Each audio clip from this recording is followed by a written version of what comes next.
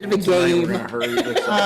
Sorry. We're gonna chat. David, could I mean, you it give an looks like it's a indication if you pretty can hear simple us? agenda, doesn't it? Should be pretty Yes, straightforward. There have been so many pretty All simple right, he can hear agendas us, that I have gone can't through hear him, that's 10:30 not to a quarter of 11. Select a microphone. I don't believe it. Counselor Booton, could you say something to indicate? Unmute first. Physically speak, please. Okay. Can you hear me now? No. Nothing. Well, sort of. You're just extremely faint. No. Well, It's the bad booting. I'm also, huh? Your dad's stable.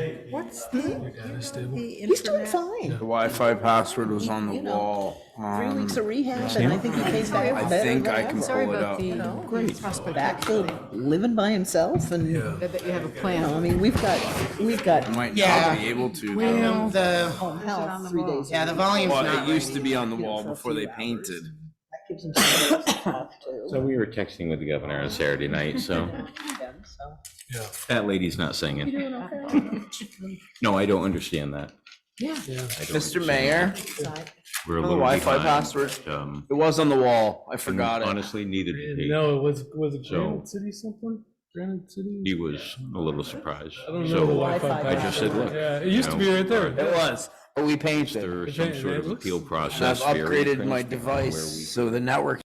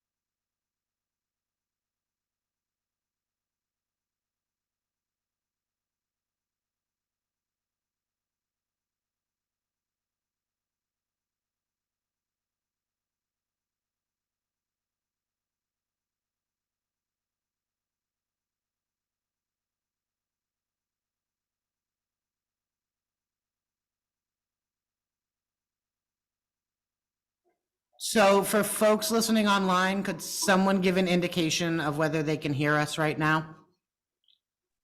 We can Yep, hear okay. you. Jen, thank you. Okay, Yeah. so right now the situation is that you can hear us, but we cannot hear you. So tech support is on, you obviously also cannot see us, but we can see you.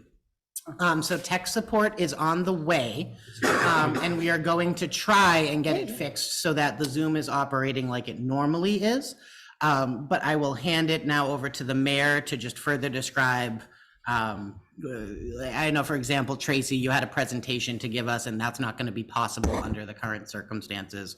So we're going to go through, I believe the mayor's plan was to go through the agenda as best as we can.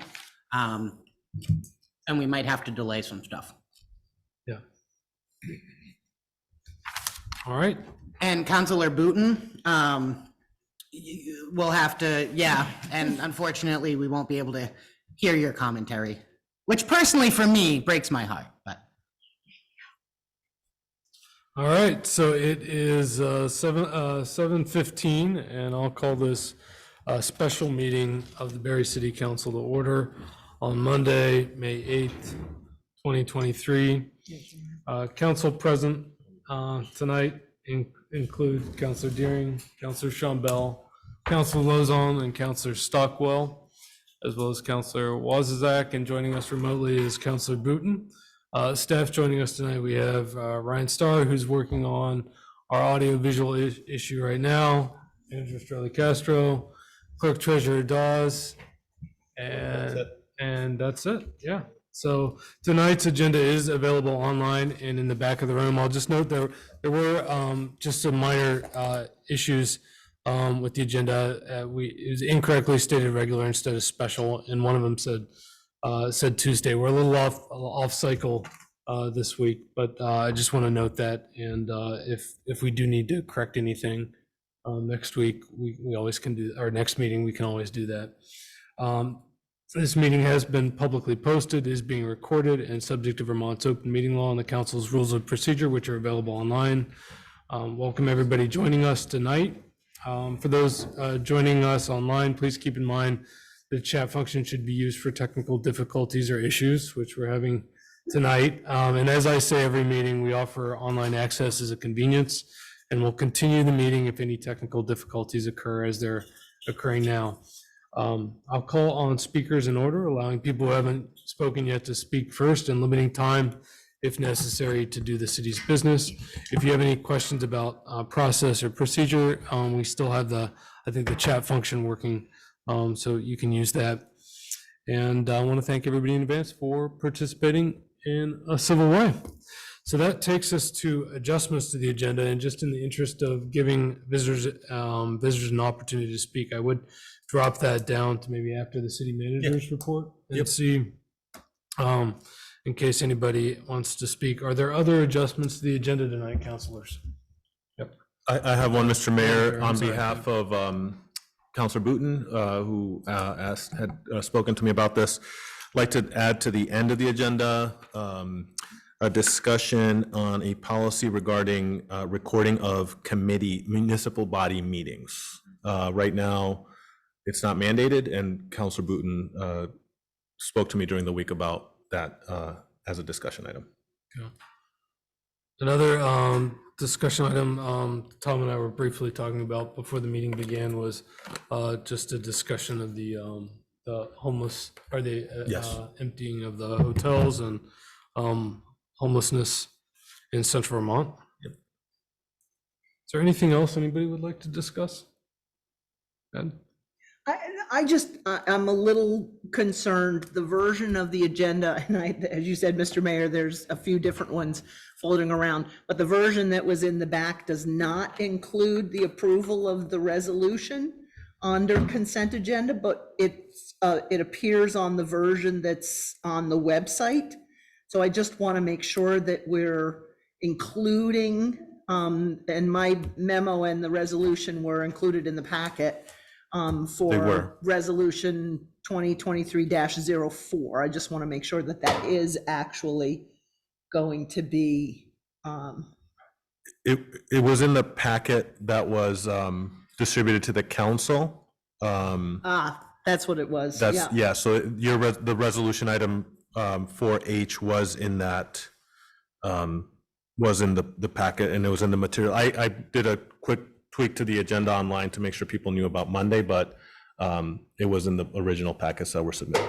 But I looked at the online packet. What's in the resolution? The resolution is to open up a new account at Union yeah, I Bank did see for that. investment purposes. I did see that, I saw yeah. that one, yeah. All right. And that's, And we had it under consent. 4H. Yeah. Yep.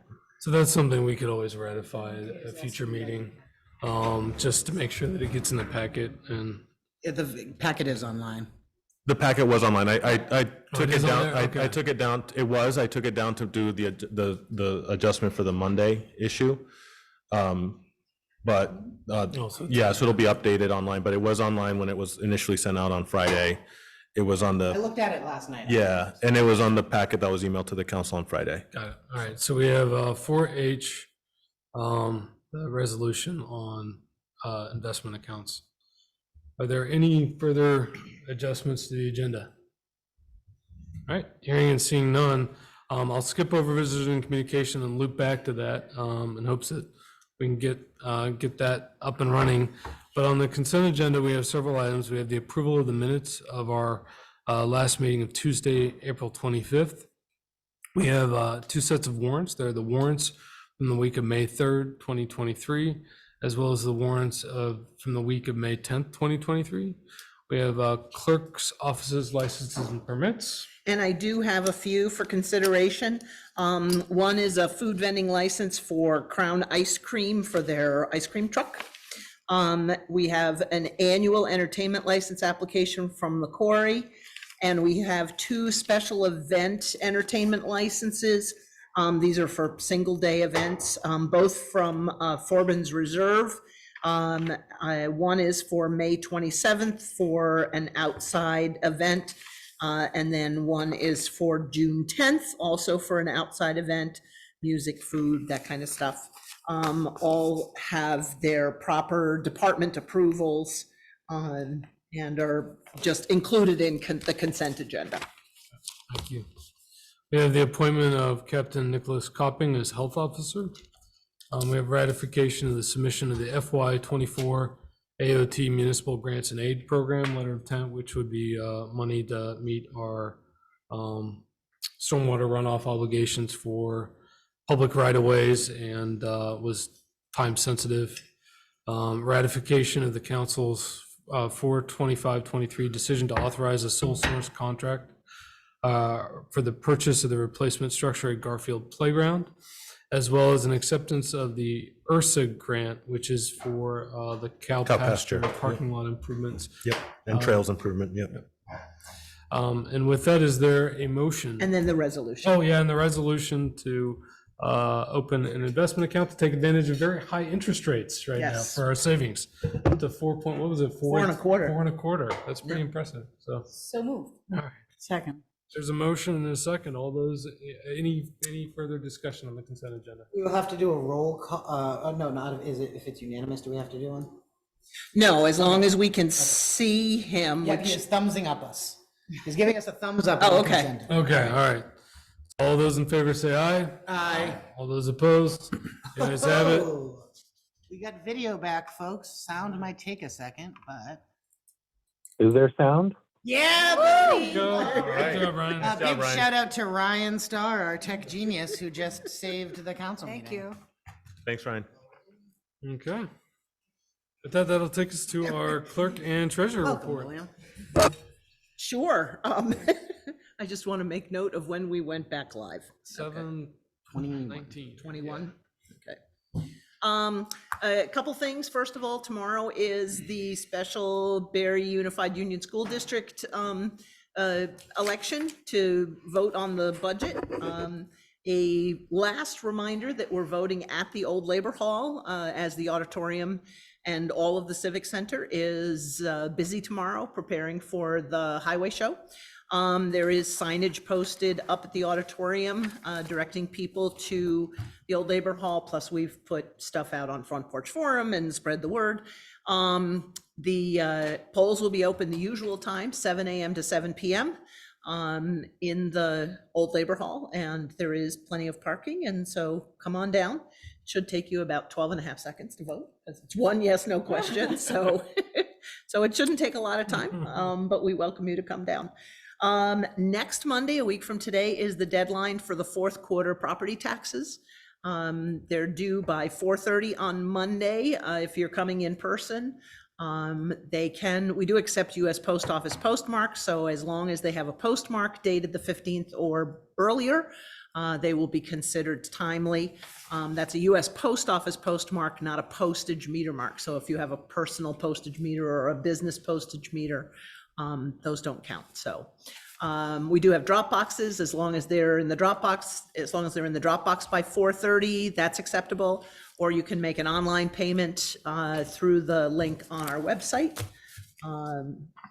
And I think that's, I just wanted to say our new assistant clerk, Brenda Martineau, started today. And we're hoping she comes back tomorrow. She left with a smile on her face, so I'm hopeful. But she's great, and we're excited about having her on board.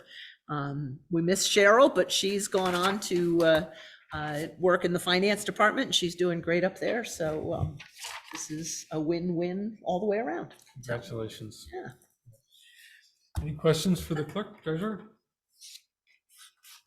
Hearing and seeing none, that takes us to our liquor and cannabis control boards. Nothing. We have no items. That takes us to item 7 on the agenda, city manager's report. Thanks, Mayor. So a reminder that council will be considering appointments and reappointments for committees, and application forms are due on Tuesday, May 16th. Please email them to Roxanne at execassist@berrycity.org, or you can drop them off in my office here at City Hall. So we've published the notice in the Times Argus. It's on our website, on our social media. We've individually contacted all the folks who currently serve and whose terms are expiring to remind them to get their application forms in. Despite that, many folks still haven't, so please get those in. If you don't serve on a committee, also get those in. And I do want to clarify that I have gotten this question multiple times. If you currently serve on a committee and your term is expiring, you are still required to send in the application form. Every seat is considered open. So if you want to continue to serve, get that application form into us by the 16th, and interviews will begin the following week at the council meeting. We have quite a few to get through, so we wanted to give plenty of time for those to be spread out. Just also a reminder, the yard waste disposal dates with at the Upper Holden site for the town. Berry City residents can begin, have had the chance to drop off yard waste since April 29th, runs through May 23rd. Our website, right on the scroll, has the details and the dates. There are rules about what you can bring in and how to package it, so please check that before you go. We want to be make sure we're being good neighbors as we drop off yard waste there. The city is doing a pickup date. It'll happen after the 23rd. But we'll announce the date soon once we can coordinate with our DPW staff. Speaking of DPW, great visit with Director Brian Baker to the Newport, Vermont DPW garage. We are really trying to get ahead of steam on a new site. We look forward to briefing the council on this, but our mindset has changed a little bit here.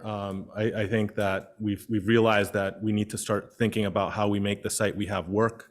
And so we've really enjoyed going and appreciate our Montpelier, our neighbors, hosting us to look at their site. The Newport site was a great opportunity, a really simple building, and we're trying to figure out, now we have their drawings, we're trying to figure out how we can make a move here to really get a new facility that is simple and fits to our location. I think we feel like we may have run out the string on other options, so I think it's important for the staff and for our operations to have a site as soon as possible, and we think that's most likely at the current site. So we really want to thank the folks who hosted us and took time out of their days to show us their garages. We have, in addition to Brenda, a couple other employees starting today. TJ DeRose started as Superintendent of Public Works. TJ joins us from SD Ireland. He'll be working closely with Brian, really coordinating our staffing crews and our in-house projects. TJ did a ton of work with SD Ireland, as you all know, does major projects. He was working on crews there, leading those crews, and so we're really excited of the organization he will help bring to our department. I think we've talked a little bit about how we've been missing middle management in DPW, and TJ will bring a lot of experience to help Brian in that regard. So really happy to have TJ on board. Also have a new mechanic starting at DPW, Dave Larrabee. I'm very excited to have him there. We now are up to 2, which is what we're staffed for, what we're budgeted for. And I had neglected to mention Mike Murphy joined the facilities department as a maintenance person some time ago. Very happy to have him on board as well. And now we are really, I think, almost fully staffed in facilities, which is really terrific. So really, these have been tough positions to fill, especially in public works, but really excited that they're on board. And finally, another personnel update. Council, you just appointed Nick Copping as health officer. That's because he was also appointed earlier last week as fire marshal.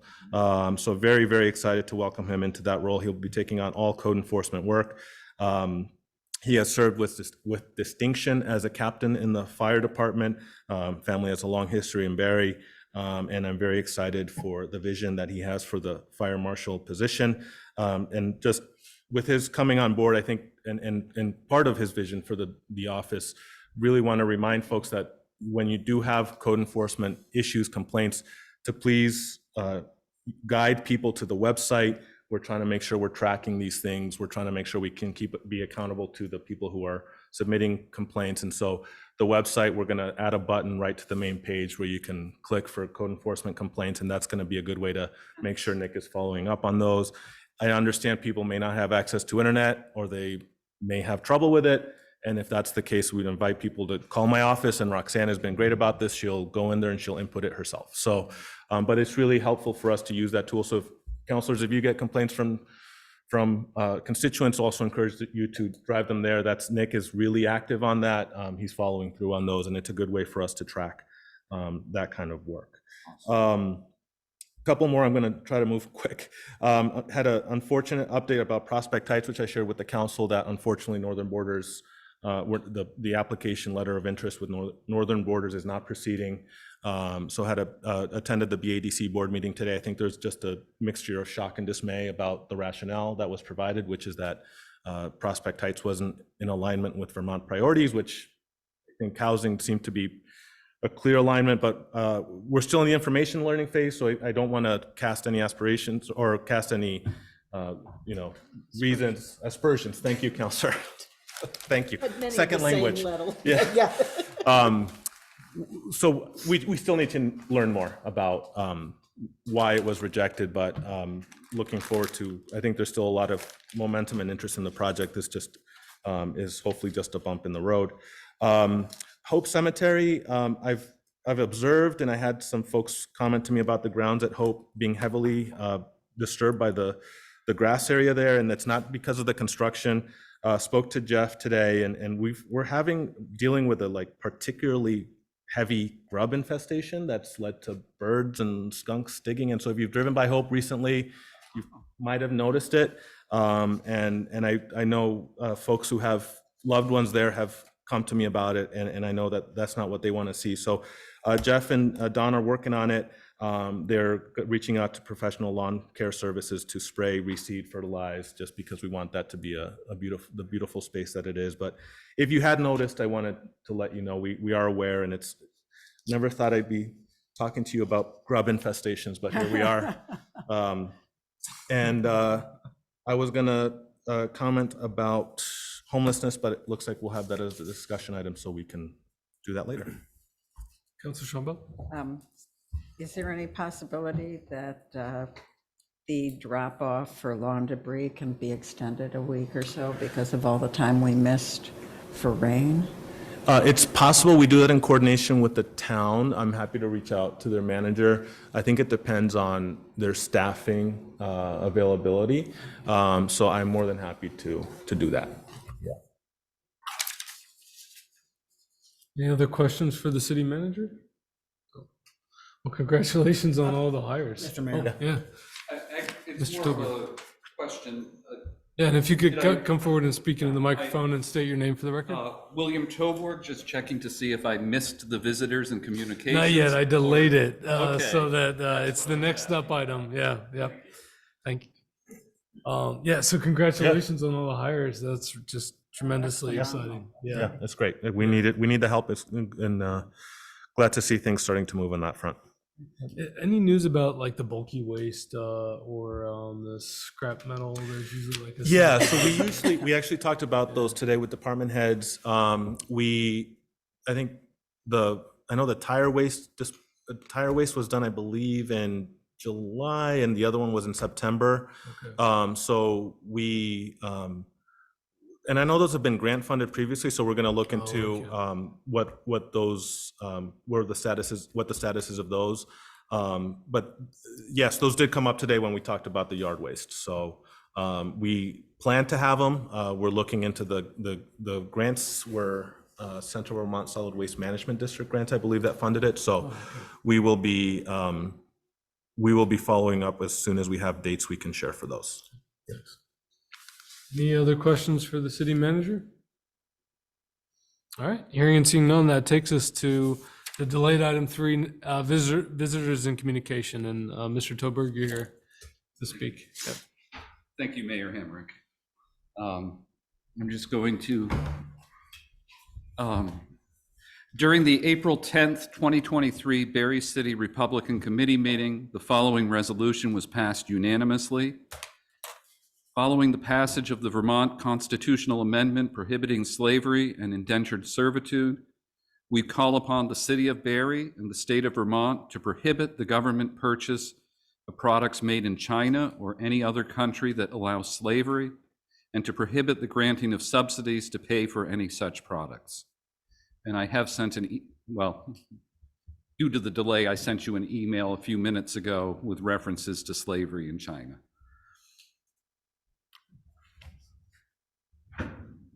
Thank you. Thank you. Yep. With that, are there other items for visitors and communications? T. Chen? Oh, you're not quite unmuted yet. All right, sorry. I'm here to express my feeling in the Berry for the past few years. You know, when I arrived here, I would say 6-7 years ago, and I applied for craft shows because they don't think I live in Berry. Okay, they think I'm somewhere else. I didn't say anything, and I stay. You know, I think some other people, they may get annoyed and just leave here. And I'm applying, you know, I asked my elected officials to support what I believe, you know, what I have done. And the reason I say that is I've been practicing for 25 years before I even came here. And the May 13th is the 31st anniversary of Falun Dafa introduced to the public. And this is the time when the whole world, about 120 countries will celebrate. We also celebrated. And I want my elected official to support it and recognize the hardship we have dealing with, where the practice actually introduced to public in 1990. 7 years, 1999, the Chinese Communists banned the exercise. The only reason is there are too many people practice the exercise. Okay, the practice Falun Dafa, also called Falun Gong, is traditional self-cultivation. Is based on the universal principle of truthfulness, compassion, and tolerance. And the very simple exercise is moral teaching and gentle, slow exercise with a sitting meditation. They are easy. And for me, as a practitioner, live in local, I get a lot of benefit from the practice. I have less stress, I have more energies, and I improve my health. For the past 25 years, I haven't had sick. And I also service community in my own ways, okay? I teach the exercise in the library, in the bookstore, in the school, and the university, at parades, and I also be volunteer here for the cultural programs. The reason I'm here is I do request my elected official to support me, so to condemn the Chinese Communist regime Falun Gong practitioner in China. And your support will be a great help to Falun Gong practitioner to be, they are persecuted. Your support gives them hopes. Like me in the community, you uphold human rights and the freedom of belief and give us, reason to stay here. I wanted the all arrive. There are shops, there are stores around the main street. Right now, we look around. There are not too many, half of them almost gone. And I hope that change. The only thing we can change is everyone, include all the residents in Barrie. Let's change our mindset to embrace everyone. It doesn't matter whether your ethnic background, your belief, as long as you're a good citizen, you are welcome here. That's the only way we can get bigger. Thank you. Thank you for speaking, Ti-Chen. Are there any other items for visitors and communication? All right. Hearing and seeing none, that takes us to our first item of new business, which is upcoming events updates from the Barrie Partnership by Tracy Lewis. Welcome, Tracy.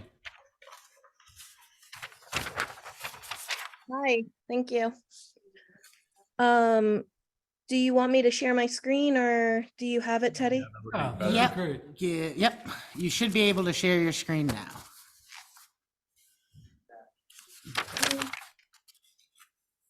Just a second.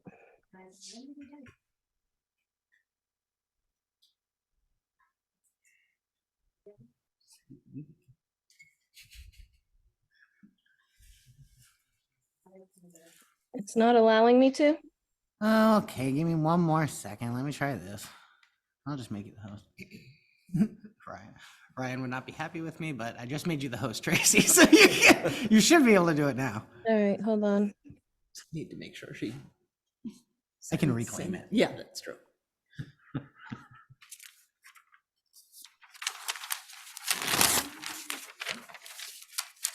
Still not allowing me to. All right, give me 2 seconds and I'll do it. Nothing wants to work tonight. It's a Monday. I agree with Tom. Reclaim host. Mercury's in retrograde or something. Because they know that I should be having tonight off, sleeping in to prepare for tomorrow, but no. Instead, it's making me late. No, it's not on there anymore. Oh, lovely. Okay, no, give me hold on. Just give me a second. I'll do Talk it. amongst ourselves. That's it, you're fired. Oh, unless of course, because my laptop isn't working either. I may resign in protest, just so the good residents of Barrie know. Let's not do anything rash. Not my MO.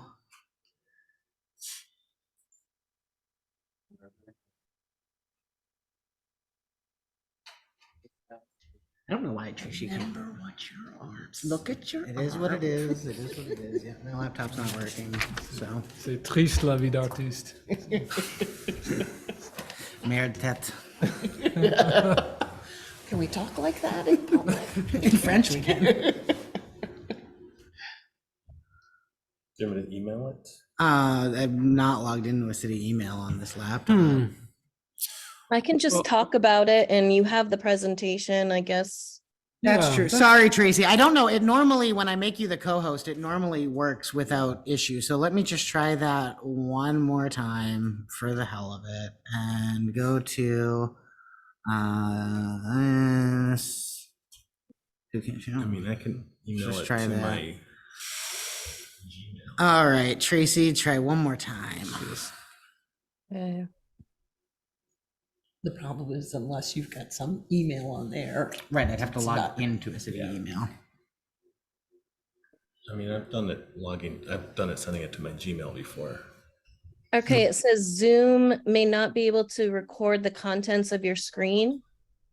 That's fine. It's in the packet submitted to So council. should I say later or quit and reopen? Later. Huh? I wouldn't quit. Don't quit on us, Tracy. Okay, here we go, I think. Oh, You see it? Right. Awesome, lovely, great. This is, I would like a raise. Okay. So I'm Tracy Lewis. I'm the Executive Director of the Berry Partnership. I'm here just to give you a quick update about summer things happening here in Berry. Our first thing up is Flowers in the Downtown. We have the Support Berry Bloom again going on. You can go to donorbox.org/Berry Partnership-flowers and donate if you wish to support the Berry Bloom. We have about 28 flower pots going out to businesses around downtown, up Washington Street and out even down South Main Street. So there will be a lot of flowers out this summer. And then next slide is summer events. We have the Berry Farmers Market, Food Truck Thursdays, concerts in Courier Park, Berry Heritage Festival. I'm going to go over each of them quickly.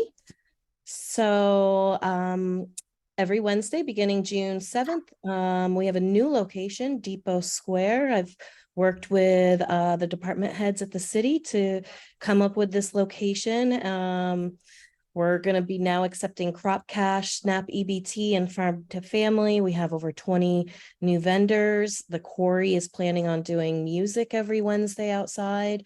So it's just going to be a great flow of having the street closed with vendors in there and great visibility on Main Street. And then down to Thursday nights, that is starting July 6th through September 28th. We've got concerts in Courier Park. They start at 6 o'clock and Food Truck Thursdays are 4 p.m. Concerts are booked. You'll see on the next slide. And food trucks, we've got some new ones coming this year, so it should be a great summer. Here is our concert schedule. So we're booked for July, August, and September. We've got all of our all of the concerts are sponsored as well. And new this year, we're looking to do a metal frame gazebo and lights on the concert stage. It'll be put up at the beginning of July and taken down early October. So it'll just be up during our concert series. And we'll have lights. This picture is just for display purposes. So I don't believe we'll have the curtains up. So the sides will be open. And then getting down to Heritage Festival, July 26th through 29th, music, food, arts, and history. Been working on that. Oops, went a little too far. So the normal things, the parade is Saturday, July 29th at 1 o'clock. Fireworks is 9 o'clock on Saturday, July 29th. And then some new events for 2023. We're working on a Berry Ethnic Food Tent. I heard a lot of talk about bringing some heritage back. And so I heard, and I'm doing everything I can. We're working with the Aldrich Library and the Rotary to bring this on the library lawn from 2 to 4 on Saturday, July 29th. The Berry Ethnic Heritage Association, they were an organization from 1978 to 2014. They had released a couple cookbooks, if anybody has seen those. So I've been going through there. And so this is really kind of in recognition of that organization. And so we are working to find different organizations or families that want to prepare food. So if you know anybody that would love to do this, have them reach out to me and contact me. We're still looking to add more. And then we have the Red Trouser Group as a street performance at noon, right before the parade. They'll be on North Main Street. We're adding in a carnival zone, which is more of a teenaged event area. It'll be down near the kids zone. That'll be from 2 to 6 on Saturday, July 29th. There'll be music with a speaker that they can set their own music up to, and there'll be a basketball hoop, cornhole boards, all different kinds of games that is really kind of tuned into the teenage group. And then Green Mountain Wrestling is going to be putting on a pro wrestling match again on North Main Street, and that's on Saturday, July 29th at 6 p.m. And those are just the new events that I have going on. We still have from last year the Cirque de Fuego fire show, which is Friday night. We have bands playing all night Friday, all day Saturday. I believe Native Tongue is closing out Friday night this year. I know a lot of people love Native Tongue. So yeah, we're doing all kinds of things. And that's all I have. So I'm going to stop sharing my screen and see if anybody has questions for me. Let me see. How do I stop? Thanks for that really exciting summer lineup. Any questions? Councilor Deering. Doing a basketball tournament again this year? The 3-on-3 basketball tournament was something that Grady Chase, my work-based learning student from last year, was putting on. So he is in college, so I'm not doing the 3-on-3, but there will be a basketball hoop for pickup games. Fair enough. Erica has a question. Erica? So yeah, Tracy, this is actually a perfect time. I'm glad I'm here at the meeting.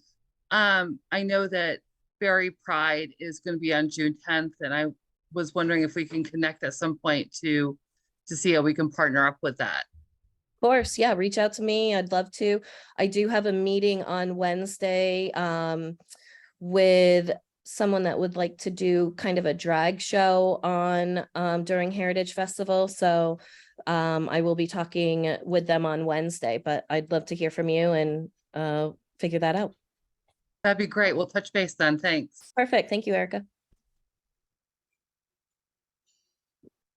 Any other questions? I just say I'm really excited about the ethnic food stuff. That's going to be really exciting and very fun. Yeah, I'm excited that there's a lot of people that are excited for it and wanting to cook. I know the Wobbies, when I asked Mary Jane about it, her family is doing a bunch of Lebanese food. So being Lebanese myself, I think that's amazing. Very cool. Councilor Booten? Yeah, just want to say thank you. Well, I'm sure Alicia Rabufchuk, who is my niece, would say thank you for promoting the Blow Up to Glow Up. So It was a great event. It was great to see them.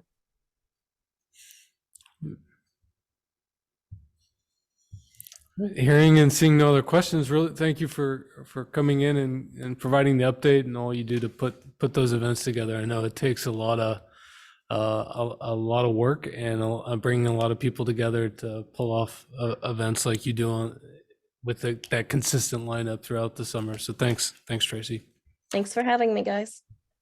Thanks, Tracy. Have a great night. You too.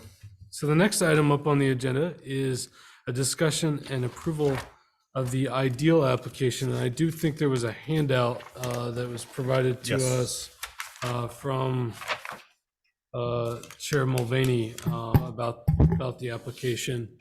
I don't know if everybody had a chance to look at this. So, all right. So, Mayor, I just bringing this to the council as a next step. As you all know, we had representatives from Ideal Vermont here on February 28th describing the program. And at that meeting, council discussed and was interested in an application process. So this is the application questions that are on Ideal's website are here with some draft responses. And if council is interested in proceeding, the next step would be to submit this. There's a proposed identified team that would then be part of an interview process with Ideal. And then I don't know what happens after that. That's all that's on the website. But that's it. Thank you, City Manager. Chair Mulvaney, I see your hand is.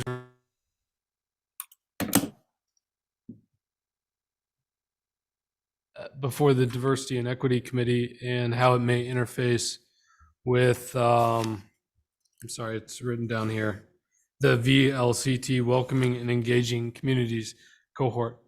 So, go on. Yeah, hi. Thank you for hearing me and the committee. When we last left it, I thought it would be a good idea to fill out the application just to see and test how our situation in Barre City in terms of our progress along these lines fits in with the program. So Barre City's Diversity and Equity Committee is poised to conduct a diversity, equity, inclusion, and belonging discussion series. That's from a grant that we recently received from the Vermont Community Fund, and that was sponsored by the Vermont League of Cities and Towns. And we think this initial project will increase the city's readiness to join the state's Ideal program. And we recommend joining the cohort program, which I'll explain in a minute, before applying to Ideal. Being a VLCT cohort is a much better fit for where we're at right now in terms of the development of becoming a more welcoming and engaging community. The Ideal program will be very useful once we acquire the level of understanding and support that the discussion groups are designed to render. Being a cohort will enhance our ability to be accepted into the Ideal program. And let me explain, and maybe after I read this is from the website, the Vermont League of Cities and Towns website, about the cohort program. And perhaps Ellen will explain more if this does not satisfy. The VLCT Welcoming and Engaging Communities cohort is a partnership with Vermont Cultural Transformation Consultancy, Abundant Sun, that offers municipal leaders participation in the firm's Ethical Performance Improvement Campaign. The Ethical Performance Improvement Campaign journey is a strategic methodology based on data and science aimed at catalyzing organizations to build better cultures from within. Participants will join about a dozen Vermont municipalities on a 6-month journey, including 8 two-hour virtual workshops on topics that include equality, equity, diversity, and inclusion. Another would be employee engagement, and another data analytics and building strategy. The sessions are paired with an opportunity for municipalities to collect key inclusion and belonging metrics by surveying elected officials, appointed officials, and paid staff.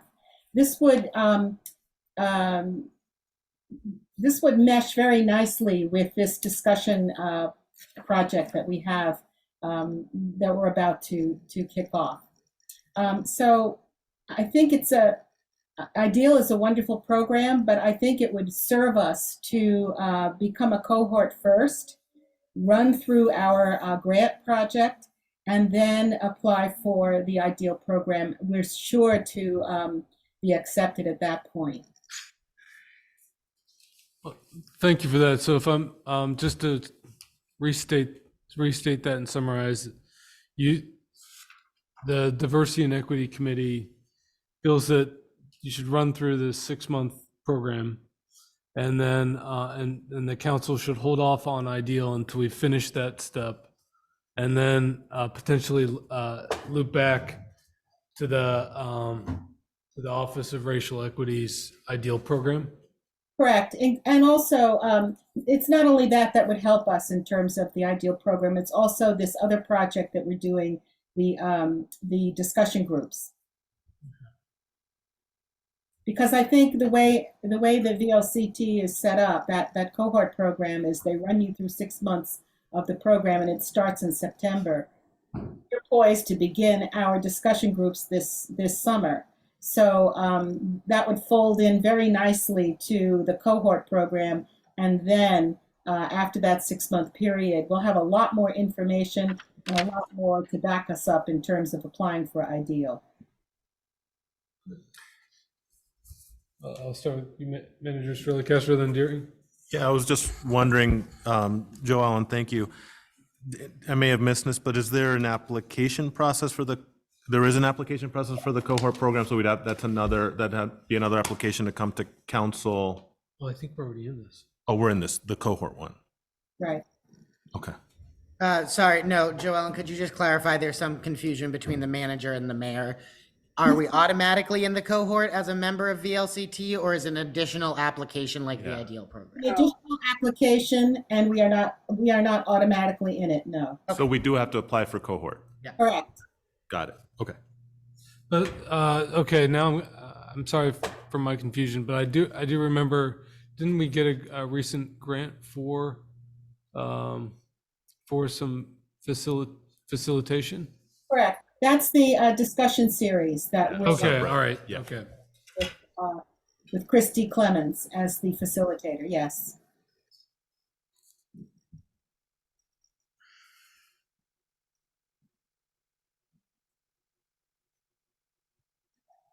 So the advice of the Diversity and Equity Committee in this case is to pause on Ideal, focus on the VLCT cohort as a pivot.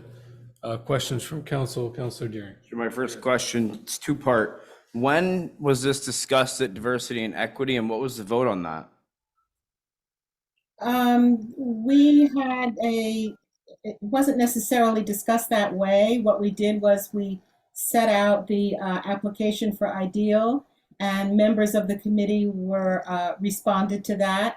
And that's the document you probably have in front of you in terms of the Ideal application. So you guys as a group kind of came up with the Ideal application, is that correct? Well, not everyone in the group necessarily responded, but the folks who did respond, that's how we filled it out. And I believe it was also passed on to the mayor and to the city manager to fill in the pieces that we did not. Councilor Wozniak and then Ellen Kay.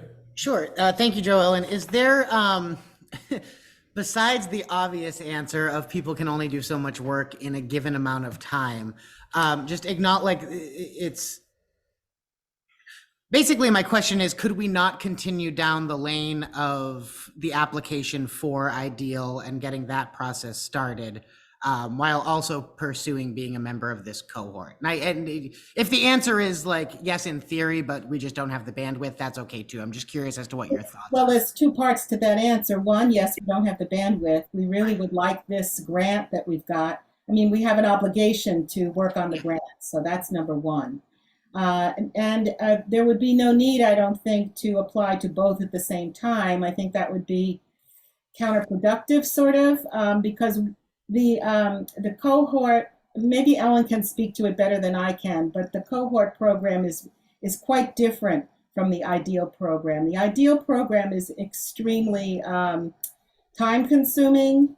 It requires financial contribution from the city as well as staff time. Ellen, do you want to continue? Sure, yes. The ideal program requires a project to be undertaken, like an actual project to be undertaken by the city with the staff people who are attending a pretty intensive program over the course of, it might be a year, I can't remember. It's a high level of commitment. It's a high level of staff time. And so that's one of the things. And I wanted to also speak to the question about how you apply for VLCT. It's quite simple, actually. And a municipality has to send an email of interest to info@vlct.org requesting an application. And then they'll share the link to the application portal, and somebody from the municipality will complete the application. And then it goes on to say what's needed from the town to apply. And that is funded by VLCT. The participation is funded, does not require a project to be undertaken in the city. And it gives us a lot of data, as I understand. The last one, I saw the results. I think they're available. There are surveys done by this consultant, with the help of this consultant, of the municipalities that participate in this thing. And it gives you a really good basis and framework and grounding in data to understand how we move forward on issues of inclusion and equity in our city. And yeah, so that's what the difference is there. And since we are already undertaking these discussions, and for those, Councillor Deering and Councillor Booten attended this session, our meeting last week, this week. I'm lost. Okay, I think it was last week, where we really fleshed out and went through the framework that this discussion project, this grant funded project that the city received the grant for. They attended that. It's quite well developed. It's going to engage not only elected officials, but employees, staff and leadership of the city, and also people who are on boards and committees. It's going to be a really good beginning for us. Because that's really where we are, is at the beginning of this kind of work. So ideal is kind of a couple steps beyond. So if the council were to press pause on this ideal application, would the D&E committee be willing to work on a first draft and some summary documents, just kind of outlining with your staff liaison, Rick Taft, on the welcoming and engaging communities cohort? Yes. I think that would be a good idea. Yeah. I see Councilor Booten, and then back to Councilor Wazazak. Yeah, I'm just curious what Nicholas's recommendation is. Yeah, I'm thanks, Councilor Booten. I'm comfortable with that direction. I think if it's an intermediate step, and I think that's I'm okay with it. Councilor Wazazak? Yeah, I mean, so my first I have a question, which is for ideal. I just don't know. Is this an ongoing program throughout the State Office of Racial Justice, or is it more of a this is a program available to us until X date? Oh, yes. This is actually a state program that was developed from their offices. So, yes. So it's ongoing. It's not like we're going to miss a deadline and miss our shot.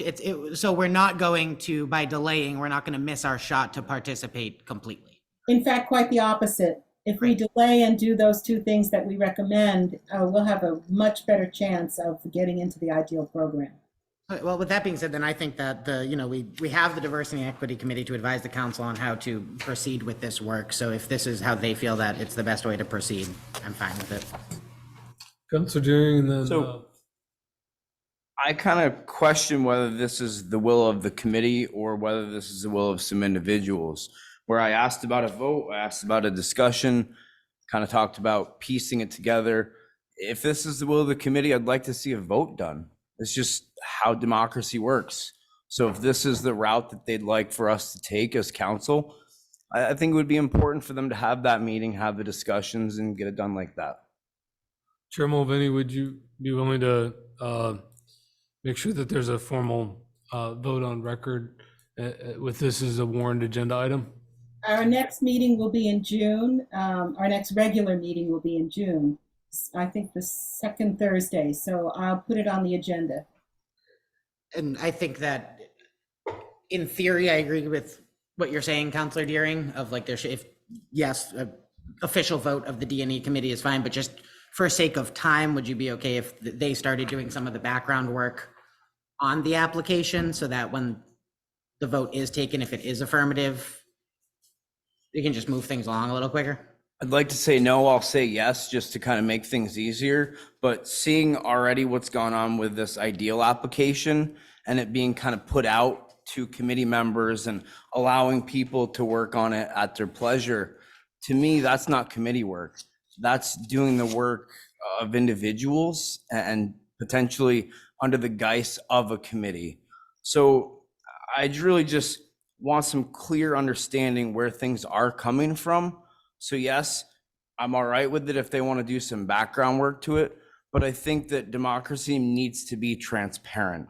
And I think that us putting this ideal application in is us trying to be transparent, trying to work with diversity and equity and inclusion. But I also feel that we're potentially not including people by throwing out information and kind of piecing it in there. Yeah, I mean, I think that, if,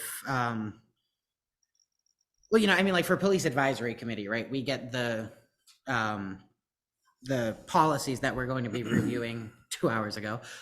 We get them a couple days ahead of time, and it's expected that we read through them and make our notes ahead of the meeting. And then at the actual committee meeting, we do edits and stuff. So how I'm imagining this would go is that members of the committee between now and this June meeting do background work, bring something to the committee, and then if committee members want to make edits to that application before it comes to the council, there's your Yeah, absolutely. transparent democratic. Yeah. work. Cool. I saw Councilor Stockwell and then Councilor Shumbell. I don't know any committee that doesn't work by having individuals do the work and bring the work to the committee. This to me does not seem like an incendiary proposal. It just seems like a very basic, here's a step we could take. I have no issue with this.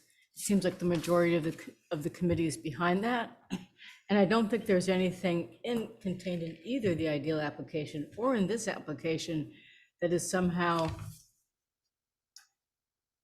needs some extraordinary process, a process that would be above and beyond what we would typically do. People come and they bring recommendations. It's the majority. Councilor Shumbell. Yeah, I was appreciating the conversation when Councillor Wozniak asked if we could make some sort of a compromise. I think we have to be really careful about the kind of language we use when we're talking about people and what we believe their intentions are. And I am just going to put that request out on the table. Can I just say that actually it's not a problem because I believe that the next application process has a deadline of September. So we have time. This is fine. And I see Councilor Lozon hasn't spoken yet. Yeah, just wanted to, thanks for the discussion, but it's easy to get a little lost, and I'm a process guy. So what I suspect is going to happen is, I think I heard 6 months to participate in the cohort program, and then the expectation of the council would be that, give or take November 15th, we would be submitting an application to the IDEAL program. Is that Does that sound correct? Well, in terms of the timing, I'd say that could work. I think it kind of depends on the cohort process. In other words, if the cohort process came up with, that might help us come up with the project that we want to do, because there's some pieces that are missing still from that particular application. One of which is what kind of project is the city needing to do, and also who is going to do it. I believe that in this particular, when the mayor and the city manager got hold of it, they put in people who would be the 3 people going to the program, one of which was me. And I'm going to be a little busy for a while with this grant, and if we actually apply for the cohort, that as well. So I'm assuming that could potentially be the timeline, but I wouldn't want to wed us to it. Okay, fair enough. I just, personally, I'd like to see the city participate in both. I'll respect the opinion of the committee. You're the ones doing the work, not me, but I really would, my expectation would be that the city would participate in both. And at some point, I'd like to hear from, or perhaps you could speak to a few of the folks of the 14 current IDEAL program members who sort of, did the cart horse thing. Right, that's a great idea. They may participate in the cohort having started with IDEAL, but I suspect it was because at that time, the cohort program did not exist. I believe the cohort program predated the IDEAL program, so you're correct. Mm-hmm. Okay, thank you. And Councilor Lozon, I appreciate that you mentioned a good process leads to good product, and Councilor Deering making sure that we have good committee procedures. And so it sounds like a next step is to, if that's the will of the council and with the support of the committee's leadership, to go back to the table and work on the LCT's welcoming and engaging communities cohort as a first step, an interim step to get us to IDEAL, prepare that application and submit it with a recommendation to council in coordination with your staff liaison. Yep, agreed. I'm sorry, one last, is this published somewhere? And It was in the packet. No, I realize in our packet, if citizens would like, just to refer to. Yeah. Maybe if we could put it up on the city webpage. We just will, in case yeah. Folks would like, I learn every time I read their work, so. Yeah. Absolutely. We'll get the packet back posted tomorrow, and this will be included. Yeah, that would be great. Thank you. And so we don't need a motion for anything, right? Well, maybe we should be taking it from the table, or no? It's not We don't- tabled. Okay, it's not tabled, so do we need an action, I guess, is the, yeah. I'm not aware of any action unless Joellen needs some kind of formal action to move forward with the work. We don't need a formal action to move forward because we have a working group out of our committee that's working on this. But I would like to tell you that after our meeting with Christy Clemens about the grant, she was putting together a kind of executive summary of what the curriculum is going to be. And we will put that up on the website as soon as we get it and edit it and let it go through our. Okay. Well, it sounds like there's a lot of common understanding about how to proceed. Yeah. Did, Mr. Tobert, you had your hand raised, did you? Councilor Deering basically asked the questions that I was going to present, so. Well, thanks everybody for their input. Certainly something we want to get right and in the right sequence and using the right process. So good discussion. With that, that takes us to the next item on the agenda, 8C, the ARPA Community Innovation Fund Round 2 Applications Update. Councilor Wozniak, you're going to earn your keep tonight. I'm PowerPoint. gonna try to earn my keep. There's a PowerPoint down at the bottom of your menu there. People have been telling me things have been set up wrong. Hey. No, what's that? Hi. Just see All if right, we hold can- on. Give me 2 seconds to physically arrange myself.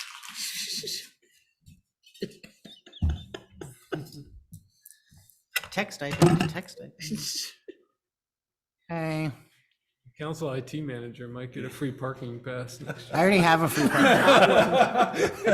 Okay, and Thank you, Counselor. 1 second, let me just make sure this is, yep, it's everything. So this is a lot of information you've seen in the early slides, but I do that just for people who might be tuning in for the first time.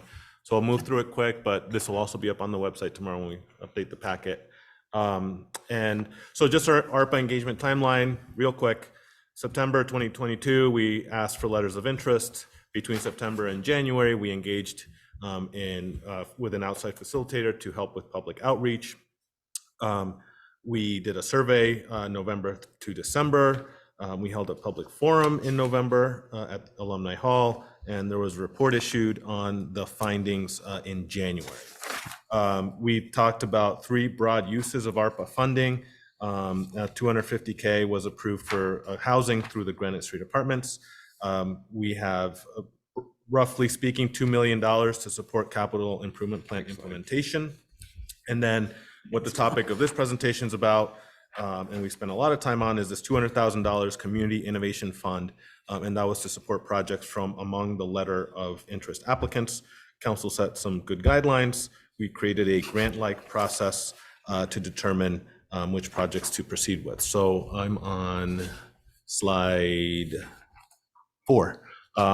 Those are the guidelines. I won't read them all, but really the big ones I think was we talked about mixed funding sources being required because we want to leverage ARPA. We've talked many times about turning 2.5 million into more millions. And so we thought that it was important to have that as well for the community innovation projects.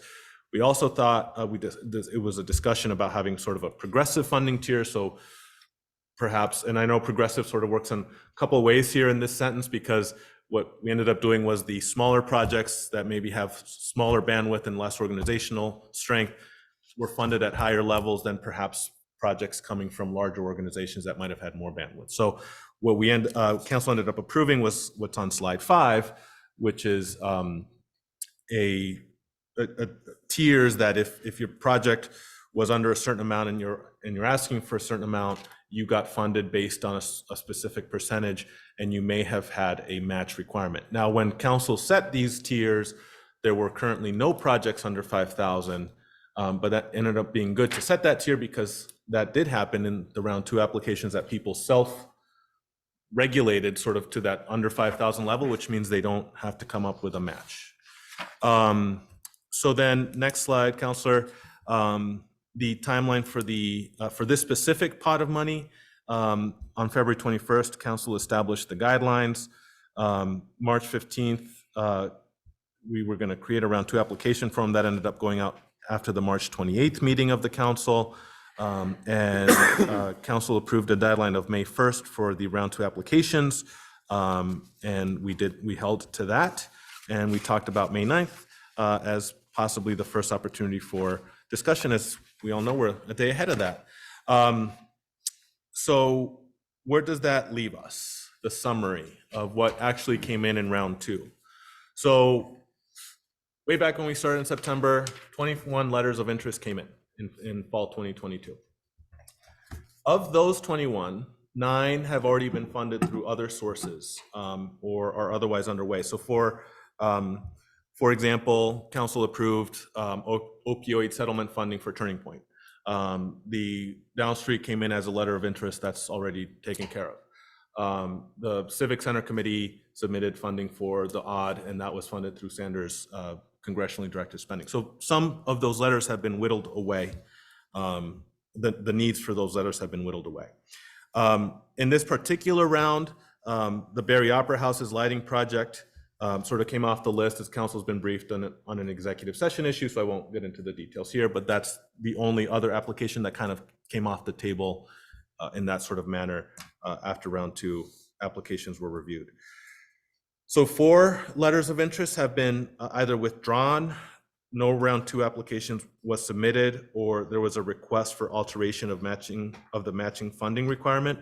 So Central Vermont Adult Basic Education withdrew their application. Their initial ask was for operational funding, and the rules were no operational funding, so they withdrew their application. CVTV and Meals on Wheels did not submit round 2 applications. CVTV was operational, Meals on Wheels was for electric vehicles. And then Studio Place Arts requested that its project be reconsidered if match requirements were changed, since its walk through to Main Street project would result in a public rather than private asset. So they weren't able to address the matching requirements. You'll see later in the summary what they had to come up with to fully fund their project. So that leaves 8 letter of applicants that submitted round 2 applications, and those requests totaling $179,000 and change. There were a few changes, as I mentioned. So the Rainbow Bridge Center reduced its funding request from $25,000 to $4,500, and they modified the scope.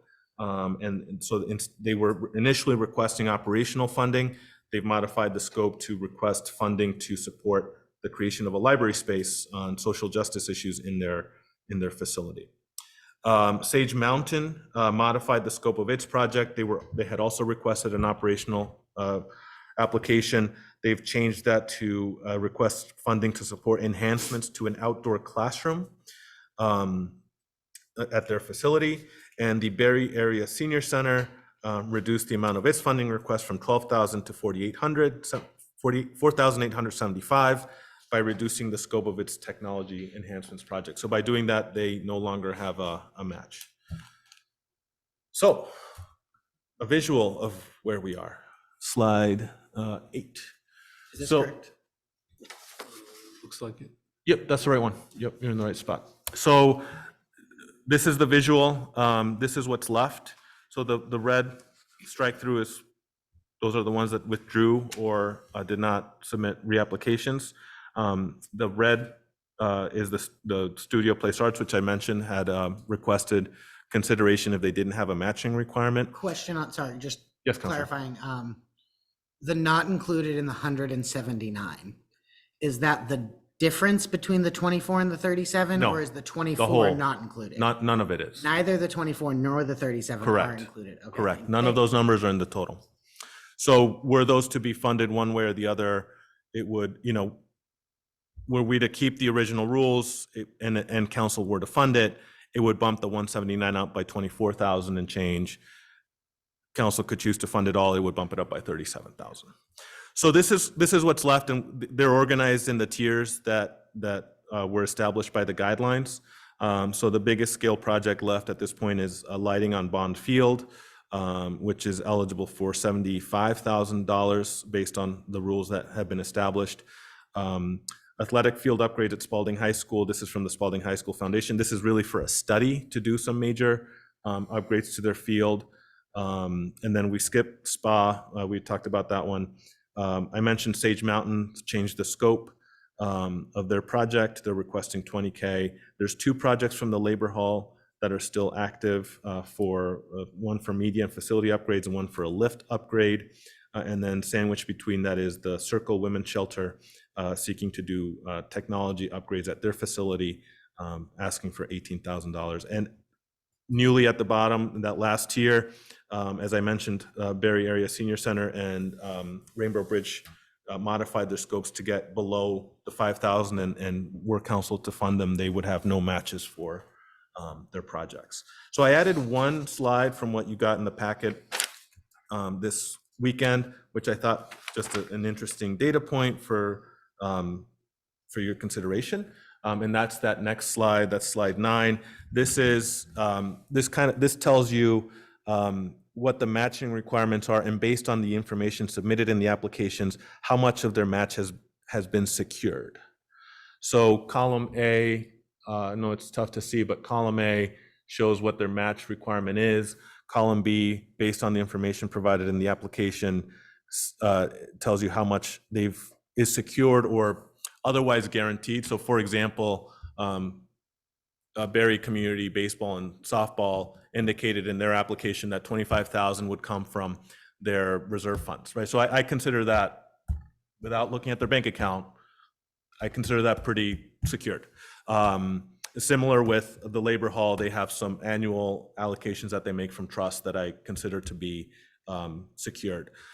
So this just shows you that of the, there's now 6 active applicants that require a match because the Senior Center and Rainbow Bridge don't require a match. So of the 6 that still require a match, 5 of them have secured some level of their funding, and it's to various degrees there. You can see it ranges from 18% to 100%.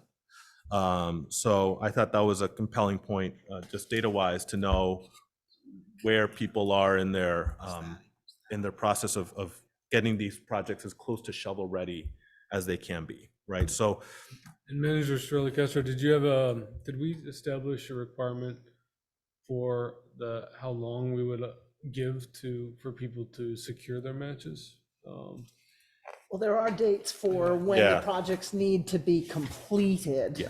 So, yeah, we said September 2024, I believe, was the deadline. It's written in the application form itself. Okay. So this is not, right, this is not a disqualifying piece of information. And in fact, if you look at the old Labor Hall lift upgrade project, they actually have several applications in for grants. They just are not secured yet. They come secure, they could potentially become secure starting later this summer. So not an indictment of old Labor Hall lift upgrade at all. It's just just another data point for council to consider. The next slide is just, again, for people who just tuning in, this is the list of inactive letter of interest applicants, just so everyone remembers. I went through several of these already. As I mentioned, the newest one to this was the Barry Opera House lights project. And finally, slide 11, just really some guiding questions for council. So I know this is a lot of information. The applications were in the packet. They're also posted on the website. There's a couple of ways for council to proceed. You could take time to review the applications. I know at one point, I believe a councilor requested or suggested maybe having presentations. We are down to 8, so that's a little bit more manageable than 21. You could approve some or all or none today.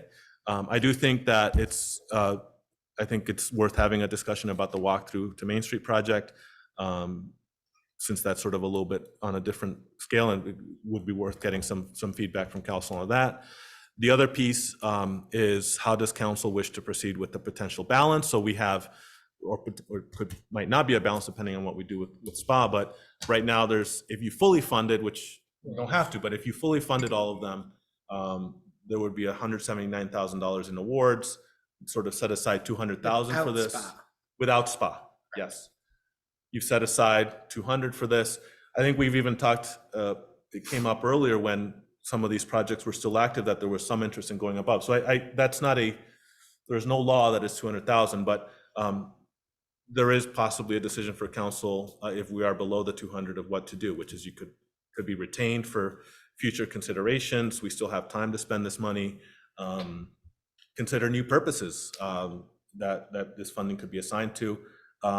We certainly have no lack of, we have certainly a need for infrastructure. So if this just rolls into infrastructure, that would be fine as well. So I think maybe less important is the second question, because there may be some factors, but I think the first ones would be good to get some direction from the council.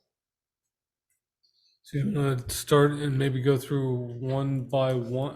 I'm just trying to think how we organize this conversation so we're not all over the place. So did you want to start with one discrete question for us on? Yeah, I think it'd be good to get a sense of, We go back to the questions. Go back. Yeah, give me a second. So you're just asking how we'd like to proceed?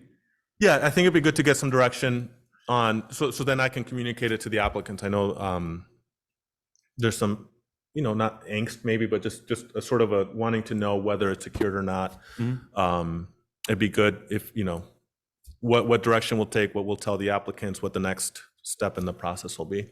Yeah. Council Lozon? Thank you. Well, so we know we have more ask than we have funds, if you add in the walk through to Main Street. Yes, correct. So, it is a bit of a competitive process. I think I would like to spend some time. It may be pretty, our senior center, I'm going to be a big old pushover when it comes to them. It's not good, but other counselors, other people may see things differently, and people may have questions. And even the books for the Rainbow Bridge Center. Well, will those books belong to the city so that if the Rainbow Bridge Center cease to exist, would they go to the library? So I'll have questions, and the biggie is going to be, damn, I wish Berrytown would just pony up their 75 grand for the field lighting and we'd all be done. And I don't understand why they don't. So I'd like to set some time aside and, not do a 1 hour grilling of each. 10 minutes, 5 minutes would be helpful. Yeah. That's fine. Presentations, Councilor Stockwell, then Councilor Wozniak. And Counselor Booton has his hand raised online. I know you Okay, can't and see then that. Councilor but I Booton. I really like the walk through to Main Street project. I think it would add a lot to the downtown. So I'm interested in considering that as part of the mix and some way to fund that. I think if we have another round of in-person presentations, it really has to be time limited, 2-minute presentations, at max 10 minutes of questioning. We've seen these proposals. I agree they're altered, but I think we have to keep it tight. I definitely have ideas about which things I would prefer. And I wonder if we should discuss again criteria by which we judge. That's me. Councilor Wozniak. Yeah, so I'm not opposed to doing some quick presentations, but I also think that we have, at this point, this has been a very thorough, we've had lots of conversations about like transparency and thoroughness. Well, this has been aggressively thorough, aggressively transparent, which is all good, and I'm happy about that. But yeah, I think we've put folks through the ringer enough. I personally, if I had a magic wand, what I would do is grant all of the awards, including the $24.9 thousand to SPA for the walkthrough. If you added, we have 179, 127. If we added the 24,924, it gets us to right around 204,000, which is, with this amount of money, basically a rounding error. So I would like to give SPA that opportunity to say, like, one more time, like, we'll give you the 20. Just, it's also, we've put folks through the ringer. Some folks have dropped their projects. I don't think it would be fair to just make an exception to SPA to give them the full amount of their project. I understand the argument about the public asset, and I agree with Councilor Stockwell. I really want the project to happen. But I'm looking at this as, we budgeted 200,000. If we spend 204,000, we can literally give everybody what they want. And I think that, like, every one of these projects, I think these are all great projects. So that's just my 2 cents of where I am. We can appreciate a politician who puts his cards on the table. That's right. Nothing is not honest. Councilor Booton. Yeah, I'm not there with you, Councilor Wozniak. I think of, for example, Sage Mountain outdoor classroom upgrades, which is located in East Barry. Is that correct? East Montpelier, I believe. East Barry. Yeah, I'm sorry. Yeah. I'm not gonna lie, I've never heard of them. Has anybody else ever heard of them? Yeah. Yes. Yes. Okay. I had never heard of them, and I don't know how much impact they have on Berry City children. I was not overly excited about that one to like push on to the next level, but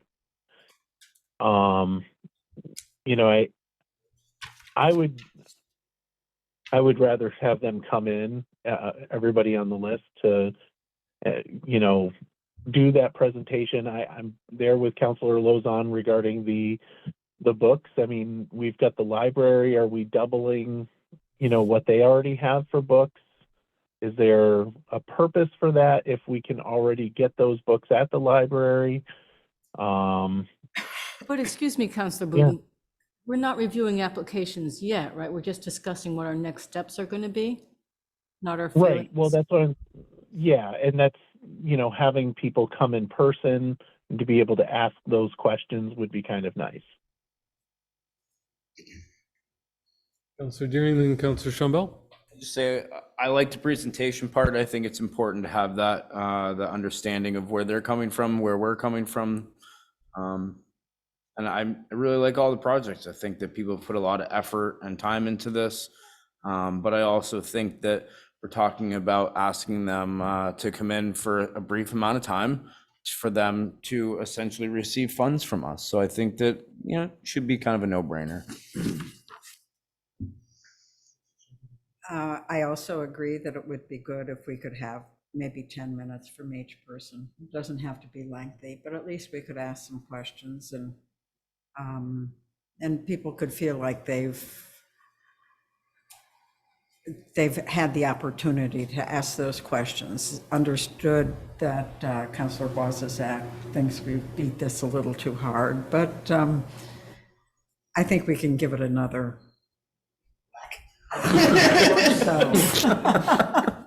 Kick it one more time, see what falls off. So you had your hand raised. If you could come to the microphone and state your name. Yeah, it's just so people online can hear you. Okay. So.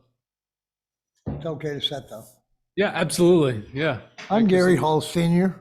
I forget what ward. I'm on Vine Street in Barry. I did talk to some of your council members, and where you want to change the fence on our playground. I've got some ideas to help make the street better, like put a basketball court in there.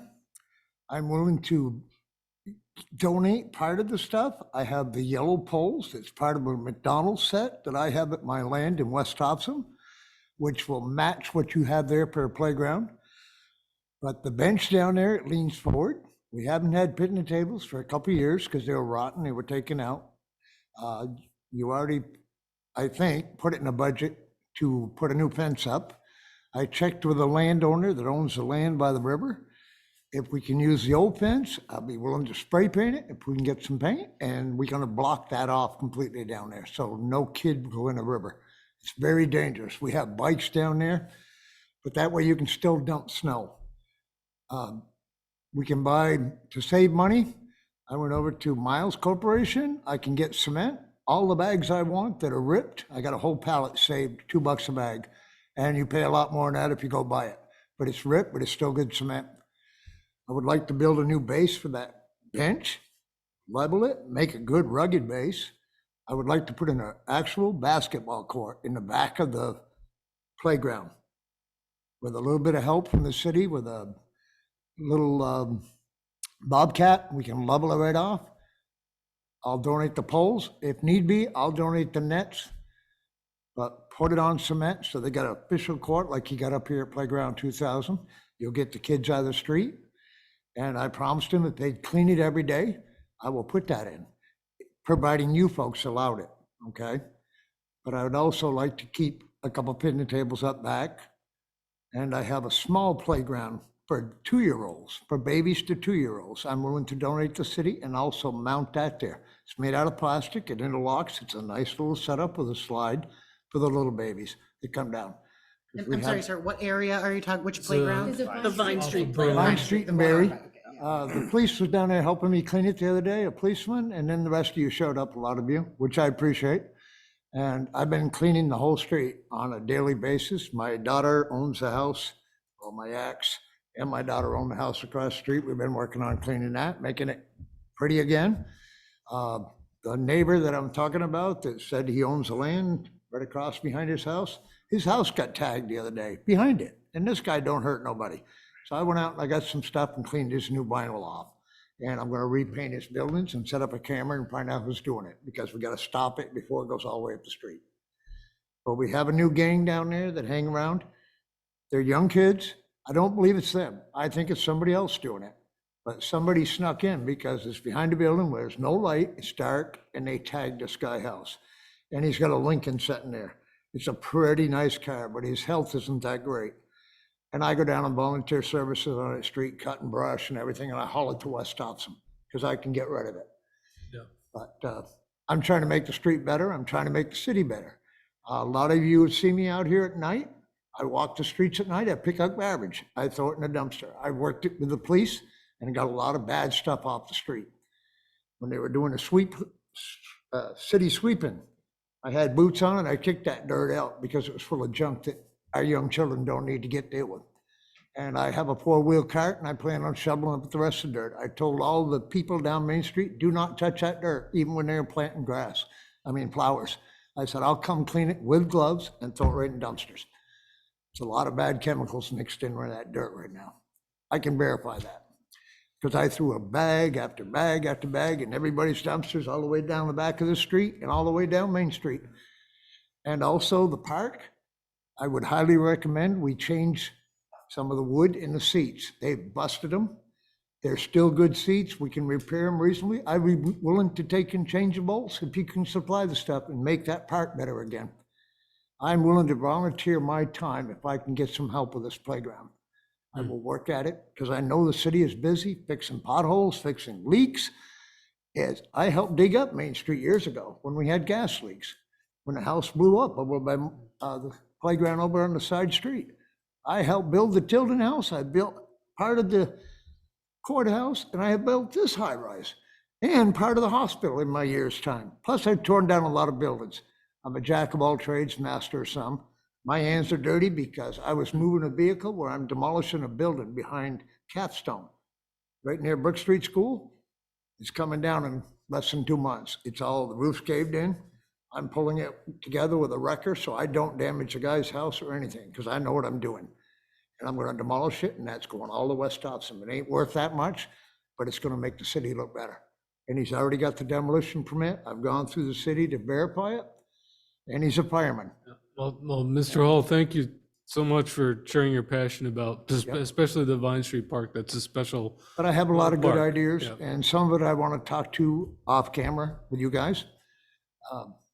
Because I found some things while I was out there, and I'd like to get it cleaned up. Well, I think some of the items that we were initially proposed through the process that we ran through were city improvements and had been absorbed into the capital improvement plan and have already been addressed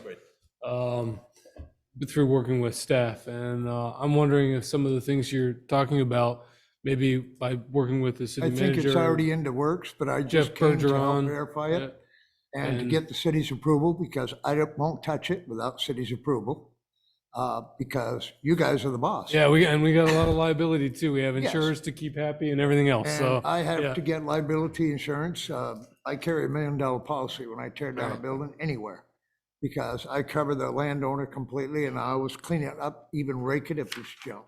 I don't leave Yeah. nothing behind, except the So- cement. They take care of that. Yeah, so would you be willing to follow up with staff and maybe talk with the Recreation Commission that I would. helps I would love advise to. about the parks? So, Yep. And when I can volunteer my time to help, I mean, if I gotta become a city employer, you won't have to pay me much. yeah, well, I'll tell you, I would do backflips of joy to see those Yeah. boards changed down on the benches in City Hall Park. So, Somebody busted up quite a few of them. I noticed, and I wanted to rake it, but I didn't even rake it because I didn't want to get in trouble with the city. all right. But that's basically what I got to say now, but I got other ideas I want to talk to later. Well, thank you so much, Mr. Hall. Thank you so much. Thank It's you. a beautiful playground. It's a great area Oh, for yeah. kids. All our It'd be playgrounds are terrific. beautiful. We need them for our kids, for the next generation. Yeah. And I tell the little kids, don't even tuck a sucker if it's on the road, throw it in the garbage.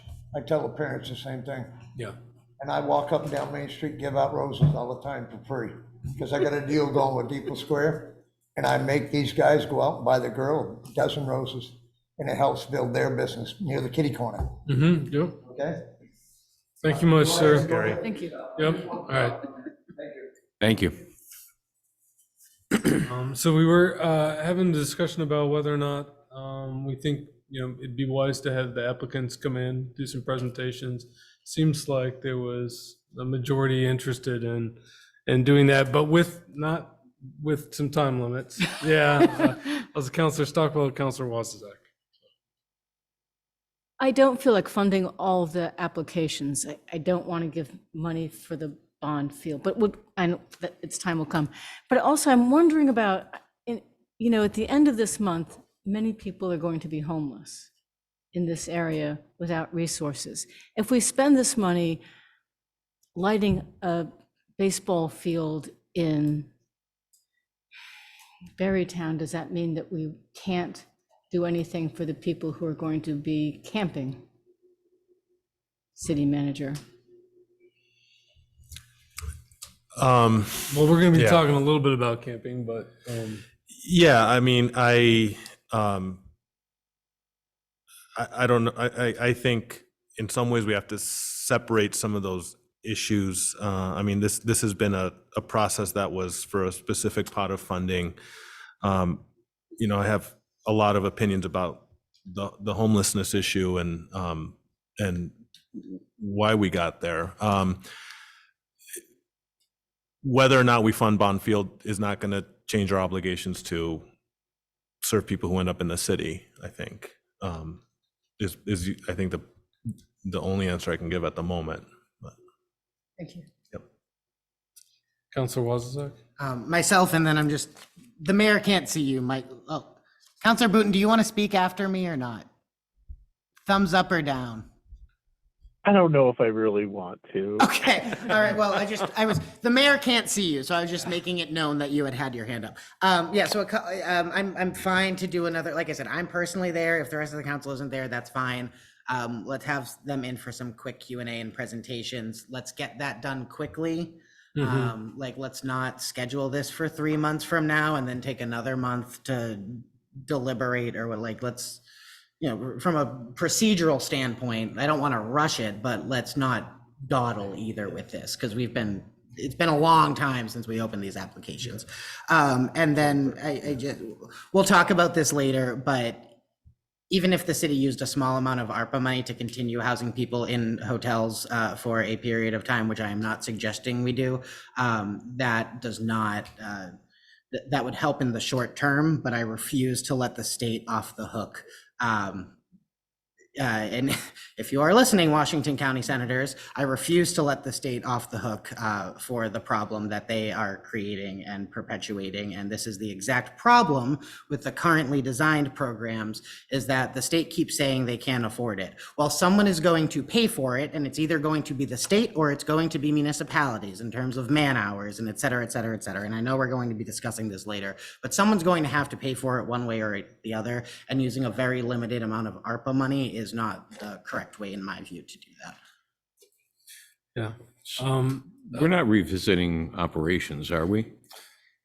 Well, we do, as I understand, we may have some, no, we don't have any operational. There's none left. Yeah, No, there are it was- no that was- operational. Well, no, I heard the discussion about, you know, hotels and homeless, Oh. and it's like, well, that's operations, that's not, Yeah, and I was just, okay. I was pontificating All right, I on just want to make myself. sure that All we right. keep. I thought you meant the That's, well, we'll do that as the next agenda item, but I think the Councilor Stockwell's point is that, you know, there may be some additional needs that crop up that may be an investment benefit. Councilor Booton's hand is up again. Okay, and I'm gonna, since I haven't had a chance to talk, I'll say a little bit what I'm thinking and then loop back to you, Councilor Booton. But you know, looking at the list, I've been inclined the whole time not to fund anything that's not in Berry City. I recognize the tension around this, the art project proposed by Studio Place Arts, and to me, this is the only downtown Main Street improvement by an organization with a track record for beautification of a space that's pretty dark and kind of unpleasant to be in, that would celebrate Berry heritage through granite sculpture and would be the only asset that the city would end up owning. So we'd be just getting free labor for a downtown improvement asset. So even though there's no match there, it'd be the only thing that's an improvement in a city-owned space. So that one changes the calculation a little bit for me. And then on the others, I think there are a lot of investments in items like books, media, audiovisual equipment, I think if the organization ceases to exist, I mean, that might be something that could be, we could try to recoup. And I think if we're gonna have some of those really specific questions, and we go through this presentation process, it'd be good to give everybody, all these applicants, an opportunity before coming in on the 23rd to know what our primary questions are going to be. Like, for instance, if you're saying you're serving Berry students, how many that get those quantifiable data behind it, and so we can get a sense of anything we're kind of curious about knowing more about. That way they can come prepared and they can go through it quickly and get it done. Counselor Booton and Ms. Mulvey. Yeah, Counselor Booton. Yeah, so I kind of agree with you on that. Hey, I know. we have voted together quite a few times, Counselor Booton. I understand that.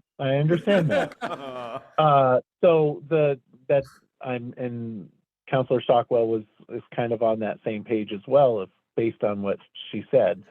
And I'll use I have to follow up with the comments that were made about the homelessness issue. And, if we're really serious, if counselors are really serious about doing something, we have a very large facility that has showers, cooking utensils, and all of that. So, I don't support it, but if you're serious. Anyway, so with that, huh? You would. No, I would not support that. Okay, all right. Joel Mulvaney. I guess I just have a question, and that refers to the ARPA money. Doesn't the town of Barry also have access to ARPA money? They do. And that was my question, and why wouldn't they propose their town projects for their money? I'm kind of agreeing with, I think, both of you. Counselor Deering. So I can personally address the Barry Community Baseball aspect. Is that Barry Community Baseball is Barry Community, both Barry Town and Barry City. It is on Bond Field in Barry Town. So I don't disagree with you, Mrs. Mulvaney. But, it is both Barry City and Barry Town kids. So that's really the reason that they're on there. So looping back to you, Nicholas, so how do you feel about that approach to have them come back in on the? I think it's fine with me. I think a short discussion with the applicants would be fine. I think they may start to feel the fatigue, but I also agree with, Councilor Deering said, they're asking the city for money, for one-time money. So I think we can certainly make it work, and we can organize it, and we can make sure they're here. So, and I would say just on a sort of policy standpoint, that, not stating my opinion one way or the other about locations, but the council did have a chance to consider making location and eligibility, and it did not. So just for clarification, because that was discussed when the guidelines were established. Otherwise, these projects may have been filtered out. So, but I'm happy to get these 8 applicants in on the 23rd, because I also agree that we should make it a timely decision. When do you think councilors should submit questions that you could send out to? I would say a week from today. A week from today. Yeah. Are there other questions you want us to answer? No, I think I have what we need. Yeah. I guess the only thing is, would council possibly be ready to approve allocations themselves on the 23rd? Because that will impact how we warn it. So I got nods there. There could be some that none of us have any. I really don't have a whole lot of questions for the senior center. There may be some. So if there is agreement, not that I'm suggesting we meet electronically, but if there if no one has any questions, if none of the council, there's not really a necessity for someone to come in, is there? No. But I think just from, sorry. Consistency's point. Yeah, I Offer mean, the invitation. Yeah, to oh, they can everyone. certainly come I in, think- I but. think what we could do is we but could I'm- offer the invitation to everyone, and to those who we have questions for, provide them. And if not, say like the council Yeah. did not submit any questions for your project. And let them know if you want to come in and do a 2-minute, recap and promote your organization shamelessly. Hey, you're welcome to. So that begs another question. So is the presentation mandatory, or it sounded like it may be optional? For some, if there are no questions, it could be optional. Mandatory for those with questions. I think if we're asking them to come in, everybody should come in. So that's my thought. Just for fairness. Good either way. Yeah. I mean, don't have a. Let's just have everyone come in. Okay. It'll be cleaner. Okay. Mr. Toberg. Yeah. Thank you, Mayor Hemrick. I agree with you on that. I grew up in Lindenville, and we had town meetings where we actually had a town meeting. And there was one year where someone raised a question about the Little League. And because of one person raised a question, that year the Little League did not get the special funding from the town of Linden because it was decided that they didn't need the money. And so I think when you have each of these organizations come in to explain what they're going to do, why they need the money, I think that that's something that's going to be helpful in seeing who's organized and so forth. And you may also, in addition to questions from the council, there may be someone in the audience who has a question that you hadn't thought of before. So I think that this is a wise move on the council's part to do this. Thank you. I saw a hand raised and go down. Is that? Emily Reynolds. Yes, Emily Reynolds. Thank you. I'm so sorry, I had technical difficulties. I'm a Barry Town resident, and I would just like to tell the city council how important funding our playing fields are for Barry City children. As a parent, I'm there often at the playing fields for baseball or lacrosse or football. And I see Barry Town kids, I see Barry City kids. I see them working together and being on a team. And I really hope council can approve funding our fields regardless of location. Thank you. Thank you, Emily. Yeah, and I think to Councilor Lozon's point, hopefully the town will step up too, and we could potentially go in on this together. So that takes us, if we don't have anything else, I think this matter. Yeah. Yep. We're gonna invite all 9, right? We were gonna Yeah, include everybody. Spa on that, because you had said 8. include- yeah. So I just counted 9. Yep. So I just wanted to make sure we were all on the same page. Thank you, sir. And sorry, so did the plan you lay out, Nicola, the goal is to do meeting with presentations and potentially allocate on the 23rd? That's what it Okay. sounded like. If we're there, if the council is there. Council's there. I'll warn it that way. Okay, great. All right. Good deal. All right, so we have a discussion of recording municipal body meetings. Councilor Booton. Yeah, I would just like to know what the council's interest is in changing our policy to make it so that if you're using Zoom, you record the meetings. I think it's really important for transparency, and it's just, I know that there's been a couple meetings that haven't been recorded, and I just think for public record, it's good to have if you're using the Zoom. It's capable of doing it, and I think it's just a good thing to have. Councilor Wozniak. I don't disagree in theory. What I would just say is that, these are volunteer committees, and there are folks with technological difficulties, and we should be sensitive around that. So I think that if I'm recalling correctly, in this reorg, we're going to make sure that there's either a staff or council liaison to each committee. Am I remembering that correctly? Yes. So I think that But I they're think- not committee assistants. No, they're not committee assistants. Thanks for that no. reminder. But I do think as far as, simply starting and pressing record on the Zoom meetings, I think that that's like, I mean, I do it for this, so it's easy for me, but like I do that for police advisory and make sure that that's all ready to go. So I think that that's like, I'm fine with it. I just want to make sure that the language is careful and forgiving enough Right. so that we're Yeah, not and I'm not- being tyrants.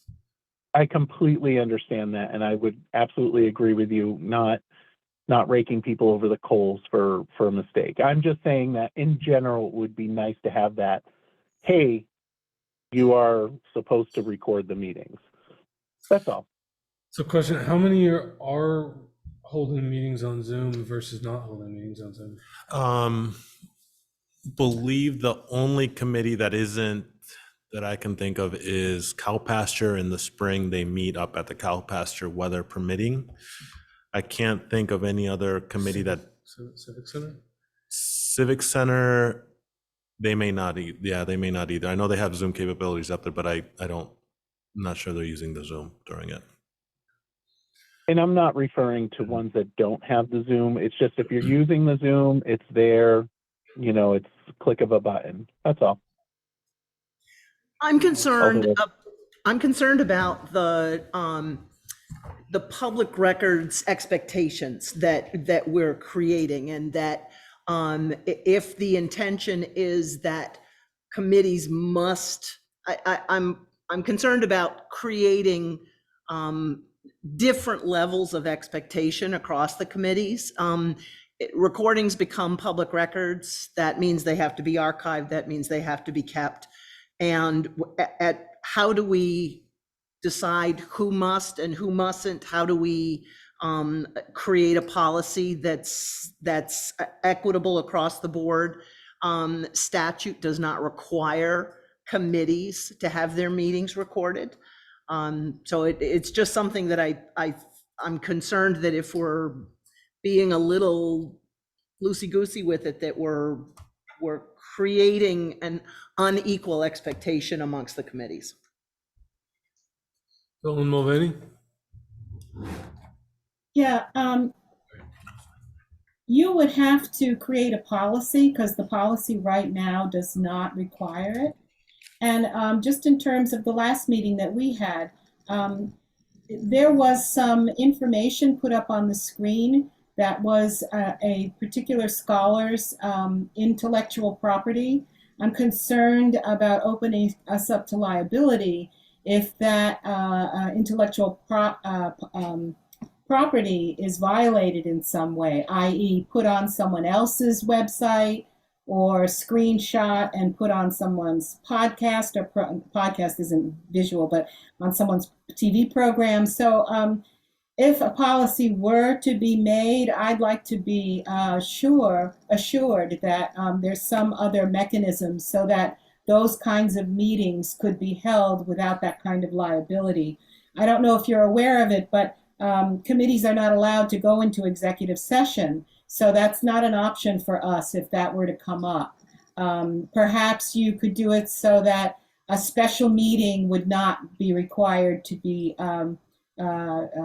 recorded, but regular meetings would, something like that. I want to caution us about this because that's a deep concern. I was really concerned about that.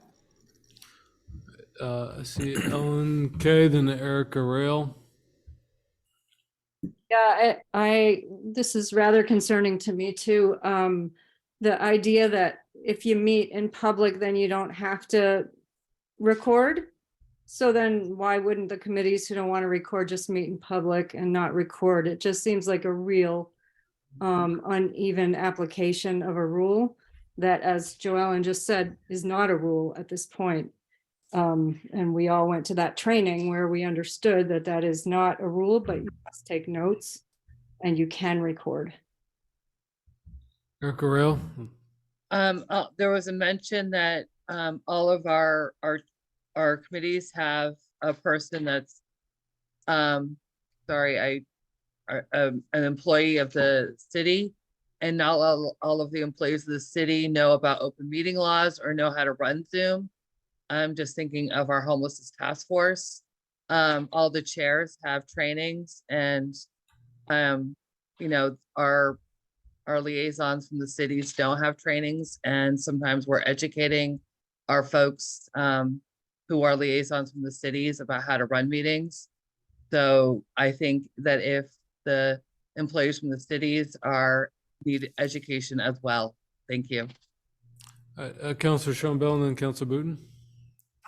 In terms of what Manager Dawes just said. Or Clerk- Manager Treasurer Dawes. I'm sorry, well, you Yeah, are buddy. manager. Sorry, Clerk Dawes. I have some pretty serious concerns that this could become a mire. I mean, I don't know who has to do the archiving, but I know that there are some committees that, because of recordings and question about how it should be recorded and this and that and the other thing, there have been potential lawsuits. And is this how we want volunteer committees to be treated? I don't know. I understand wanting the record, but Ellen Kay's point is well taken, that we aren't recording in here. Yeah, we're recording. Yeah, Yeah. We're required We to. always. Yeah, we're required to. Yeah, okay, I'm sorry. So Councilor Booton and then Councilor Deering. Let's. Sure, and there's actually nothing that prevents individuals from recording any public meetings, to my understanding. Is that correct, Carol? Correct? Yep. And documents that are presented at a meeting, is that part of public record? Not necessarily. Okay. As for the, the willy-nilliness of recording people in person versus not in person, I don't have a problem recording for in and not in person. My comment was that if you're using Zoom, the Zoom function is pretty simple to do the record, and I think we should set the expectation as such. But if it's all or nothing, I'm not opposed to that. Right. Well, it sounds like you got a straw poll, and if you want to introduce a amendment to the rules of procedure, that would be your next step, and we can put something concrete on the table and consider it or not. Your I choice. didn't really get a straw poll on it, though. Yeah, well, Okay. maybe people want to see details, but you're getting a sense of where people stand. But Councilor Deering, yeah. So My question is really along the Constitution and open meeting laws and intellectual information shared in a committee that's going to be trained to other people within the committee and then trained amongst other people. That was kind of the understanding with some of the intellectual things that were at the diversity and equity meeting. I'm just kind of weary hearing some of this and people not wanting to be recorded. And to me, it's about transparency in government. And if we can't be transparent in what we're doing, then to me, there's an issue with that. I understand that, we have some potential sways one way or the other and how we can address this and make sure it's equitable. But I think that as government bodies exist and operate, I think that if we can be as transparent as possible, it's important. I know that I missed some things at the Diversity and Equity Committee meeting the other night because I had some technical difficulties and wanted to go back and review some of that stuff. Would have been helpful as well. So again, I'm just really kind of concerned with some of this rhetoric tonight. Well, we don't have an item of business before us, and it's getting on to 9:15, and we have several more items. So I'm going to end this until we have an item, a concrete proposal before us. But good robust discussion. So, and let's move on. So the next item of business is discussion of homelessness in Central Vermont at the prospect of the hotels doing a phased if there's a phase ending of that program and potential impacts on the municipalities throughout the region. And I think the request was, Council Lozon, Council Wozniak, so. Yeah, and- my first, just, I know Councilor Lozon also expressed something similar. I just saw a social media post by the Montpelier Police Department, which listed Barry municipal leaders as engaging in a press conference tomorrow afternoon. I didn't see anything I didn't get anything in my email about it or see anything on our social media about it. So I was kind of, I think it's a good idea, but I was surprised. It caught me off guard when I saw that, when we had received no communication about it. So I would just like some background info on how that all happened Sure. and where our involvement stands. Yeah, absolutely. So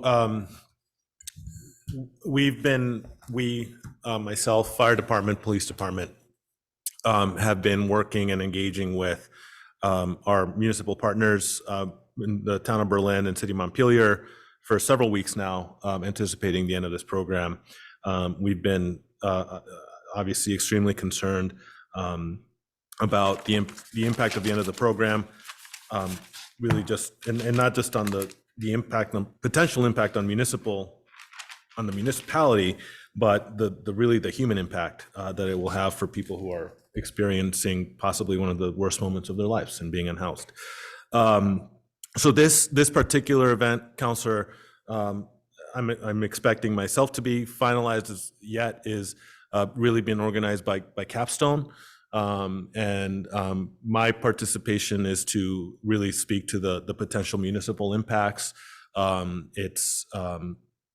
It's scheduled, it was tentatively planned for 4 p.m. tomorrow in Montpelier City Hall. And, and I've been trying to check my email to the extent that it's been finalized. I don't believe it has. I haven't received the formal notification unless there's something that's been sent in my email, Well, but just for your yeah. information, the Montpelier Police Department Posted it. the social media post was a Got it. copy of a press release. Okay. So presumably that has been. I I suspect don't then that know, that's but the- presumably that has been. I was planning to be in Montpelier at 4, and I was waiting sort of for the finalization of it to inform all of you. So, but that's really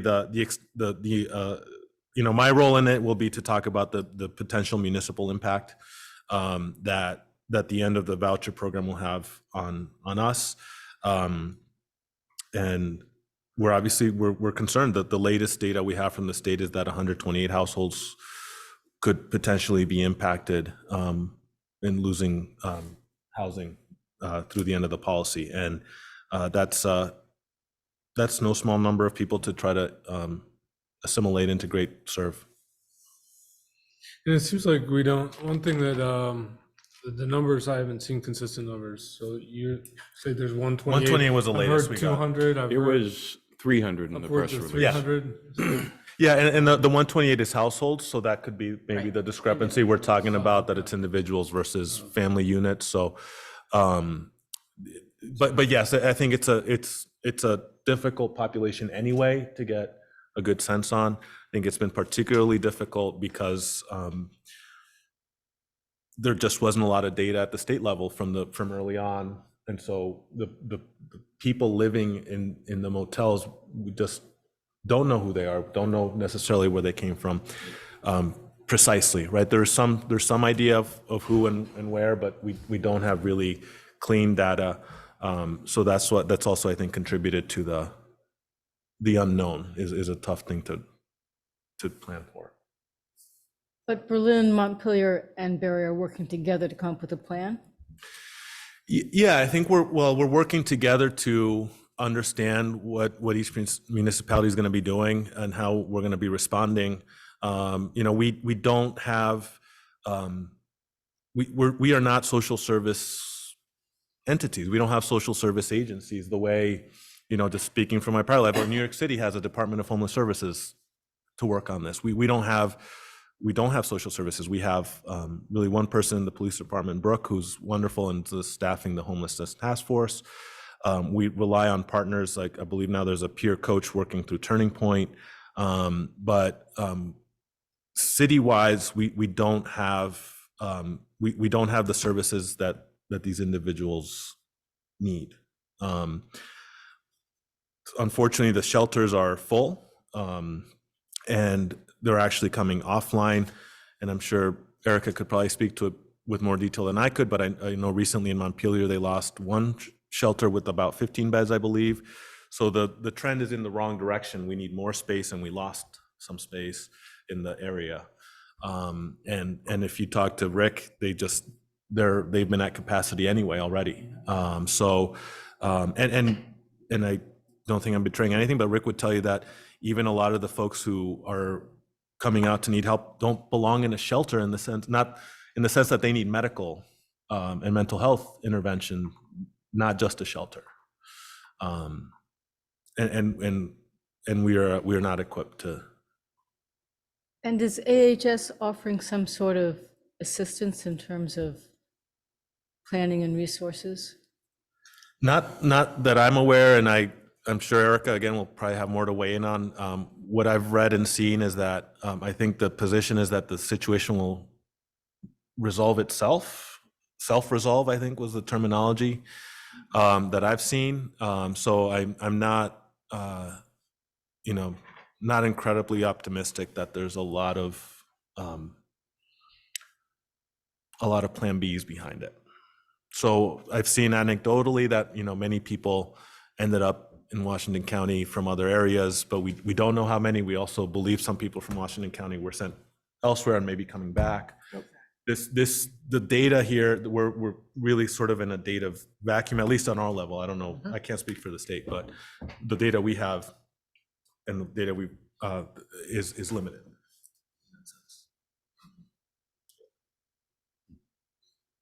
Councilor Lozon.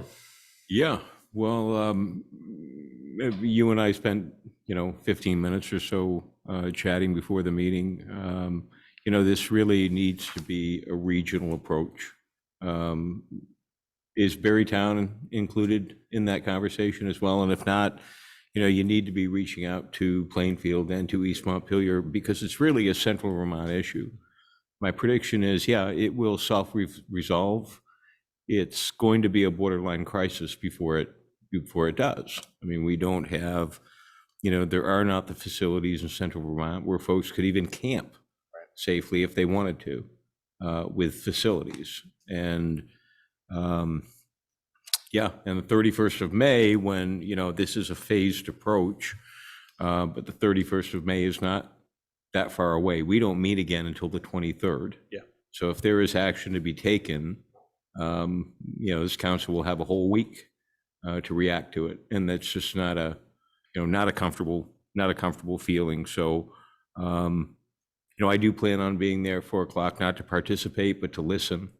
And I'd just like to hear what folks have to say, because it's, it's going to be quite a challenge on many levels, and there's the choices that we are likely going to have to make, over the next 2 to 3 months, likely won't make anyone happy.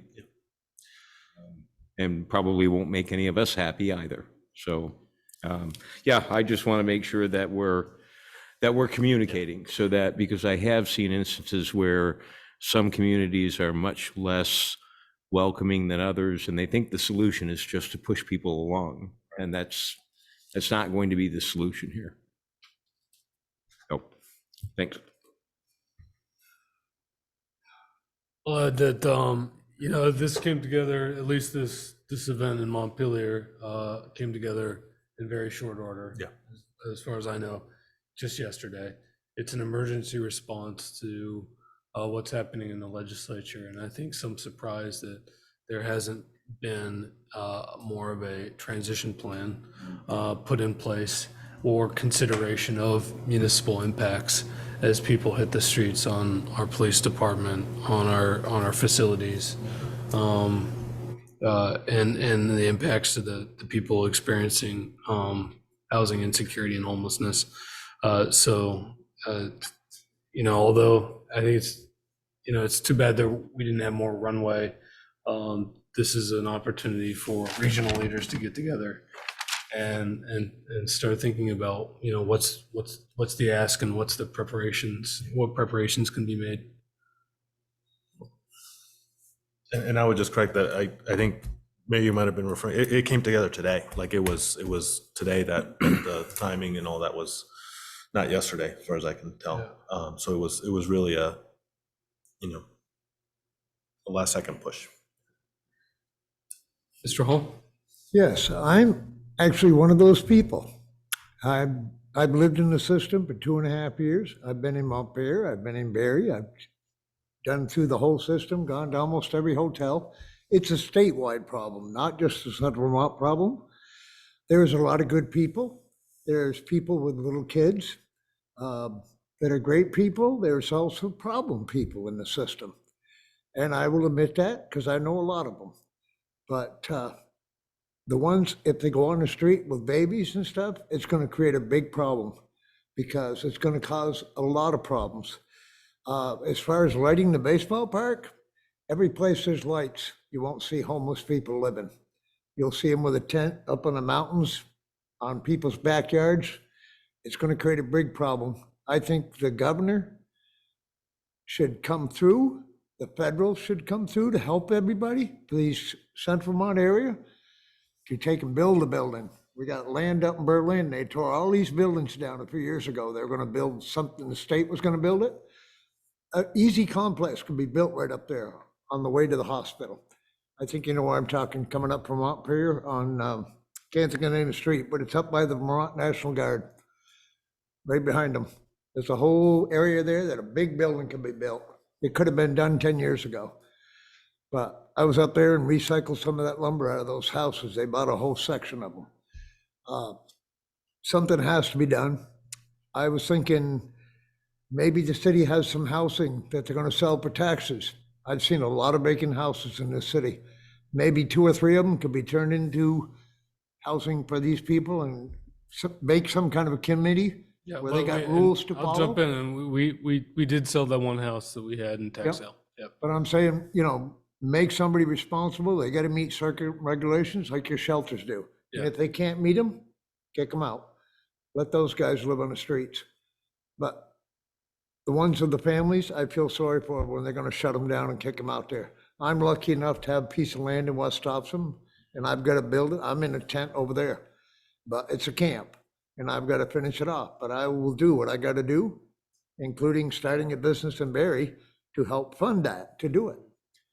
Because the biggest problem with these motels is they're not giving the deposits back to the people, which they were supposed to be getting through Capstone and Economic Services. $3,300 will put you into a rental. They're not getting it. That's the biggest problem right now in the state. And I can verify that myself. I'm one of them. You have to get a lawyer and go through legal aid and get a lawyer out of Burlington to fight for it. And I'm fighting for mine. Because I could finish my camp with $3,300 and I could invite 2 or 3 of those families to live with me. And that's what I'm doing with some of those families. I'm offering a piece of my land, build a tiny house, live there, and pay very little rent to me because it's in my name and my son's name right now. But I just wanted to shoot that out there. Yep. Thank But you, you Mr. have a Hall. great group here.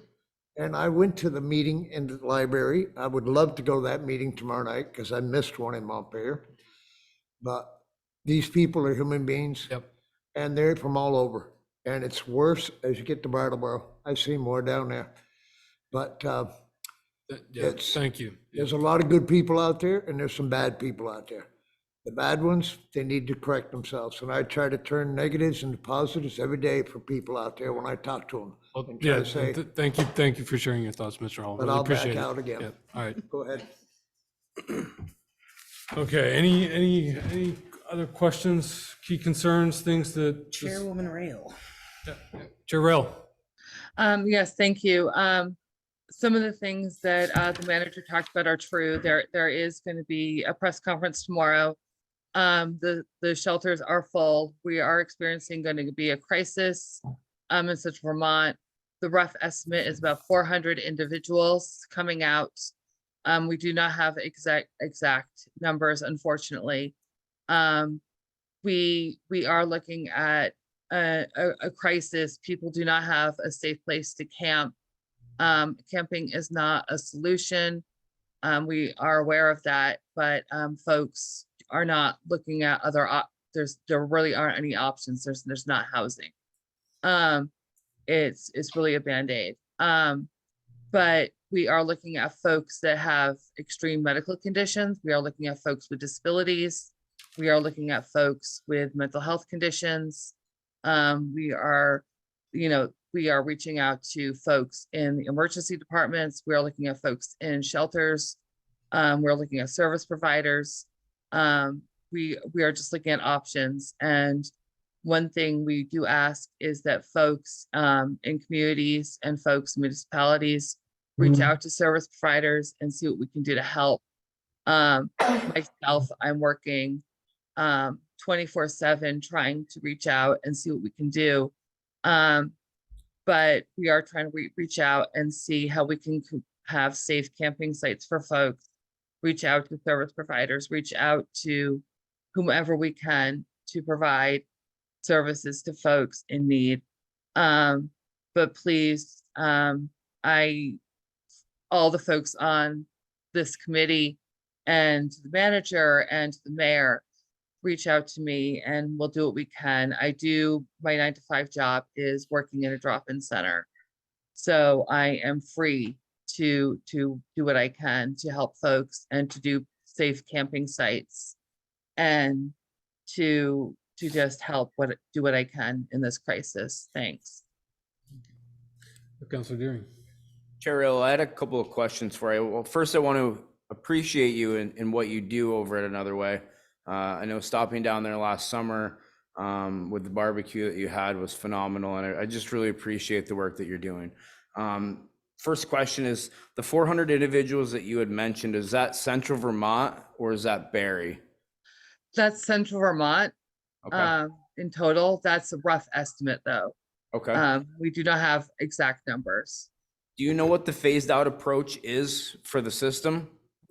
Absolutely. The phased out approach is folks with folks that do not have documented disabilities. So first, the folks without documented disabilities will be phased out. And then after that will be folks that with disabilities, then folks with elderly disabilities, and then pregnant individuals be phased out, and then it'll go back to extreme weather vouchers. So the first phase is those that don't have disability documentation, correct? Correct. And that's going to be at the end of the month? Correct. And then do you know what the next benchmark date is going to be for those that are documented with disabilities? Not off the top of my head, no, sir. Sorry. Would you by chance know about approximately how many of those 400 individuals are going to be essentially kicked out of the hotel system on that first benchmark? Do I know exactly how many? A rough estimate's fine. I don't know, sir. Okay, fair enough. And never mind, that was just another question I've been working with the life intervention team about, just numbers wise, never mind. Thank you. No, not a problem. I can tell you that the reason why we have so many folks with undocumented disabilities is folks don't have their ID, folks don't have, it takes a long time to get on SSI, SSD, numerous reasons. Yep, I understand the process. Thank you very much. Joel Mulvaney. I just am wondering, if 400 people were displaced by a flood or another natural disaster, what would we be doing? How would we be housing them? How would we be helping them? We'd be opening up our schools, our churches, the auditorium. We'd probably be figuring out a lot of other ways to help people. So, why isn't this kind of emergency seen in the same way? That's just an open question because it boggles my mind. I have the answer. Good. I have it right here. I'm looking at our emergency management thing that we just approved last month. And it says regional shelter, Barrie City Auditorium. Alternate local shelter, Barrie City Elementary and Middle School. And the auditorium has a capacity of 267 beds. Again, I'm not supporting it. I'm just saying that we talk about it and it is there.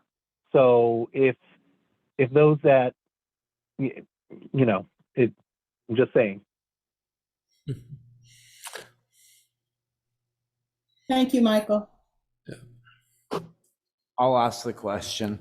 So what would it take for Central Vermont to open up an emergency shelter through the Red Cross? I don't know. I mean, we're talking about an emergency. Yeah. So, I mean, I'll just ask the question that, needs to be asked. In the event that we really decide that this is the emergency that we are talking about 400 individuals, being displaced and formerly being homeless. I understand not having a roof over your head. So what would it take just, to kind of make sure that we have all of these options out on the table tonight before we have to meet again in 2 weeks? What would it take for us in order to formulate something like that? Yeah, so I think one of the things to consider is that we've opened the odd, at least since I've been here, just I believe the one time for the Winter Storm Elliott, and that was a short term. It was a, sort of the narrow definition of emergency and an overnight 2 nights event, right? So I think this to me is not a 1 or 2 night event, a 1 or 2 week event. We're talking about a several month event. So I think that changes the dynamics quite a bit about what does that mean for our space at the Odd, right? And which has multiple uses. And I'm not trying to put open gym above someone having a roof over their head, but there are commitments at that building, and it serves multiple functions, right? So that's just one thing. And this not being, if this were a 1 to 2 week event that we were trying to bridge, I think that's a different consideration than having a potentially open-ended, permanent shelter situation in that space. I think the other component that becomes a real challenge is the staffing, right? So we don't staff the emergency services at the Odd. That's staffed by the Red Cross, and it's activated by the state. So were those doors to be opened, I don't believe it would solve one issue, which is having a place to have a cot or a bed or a sleeping bag.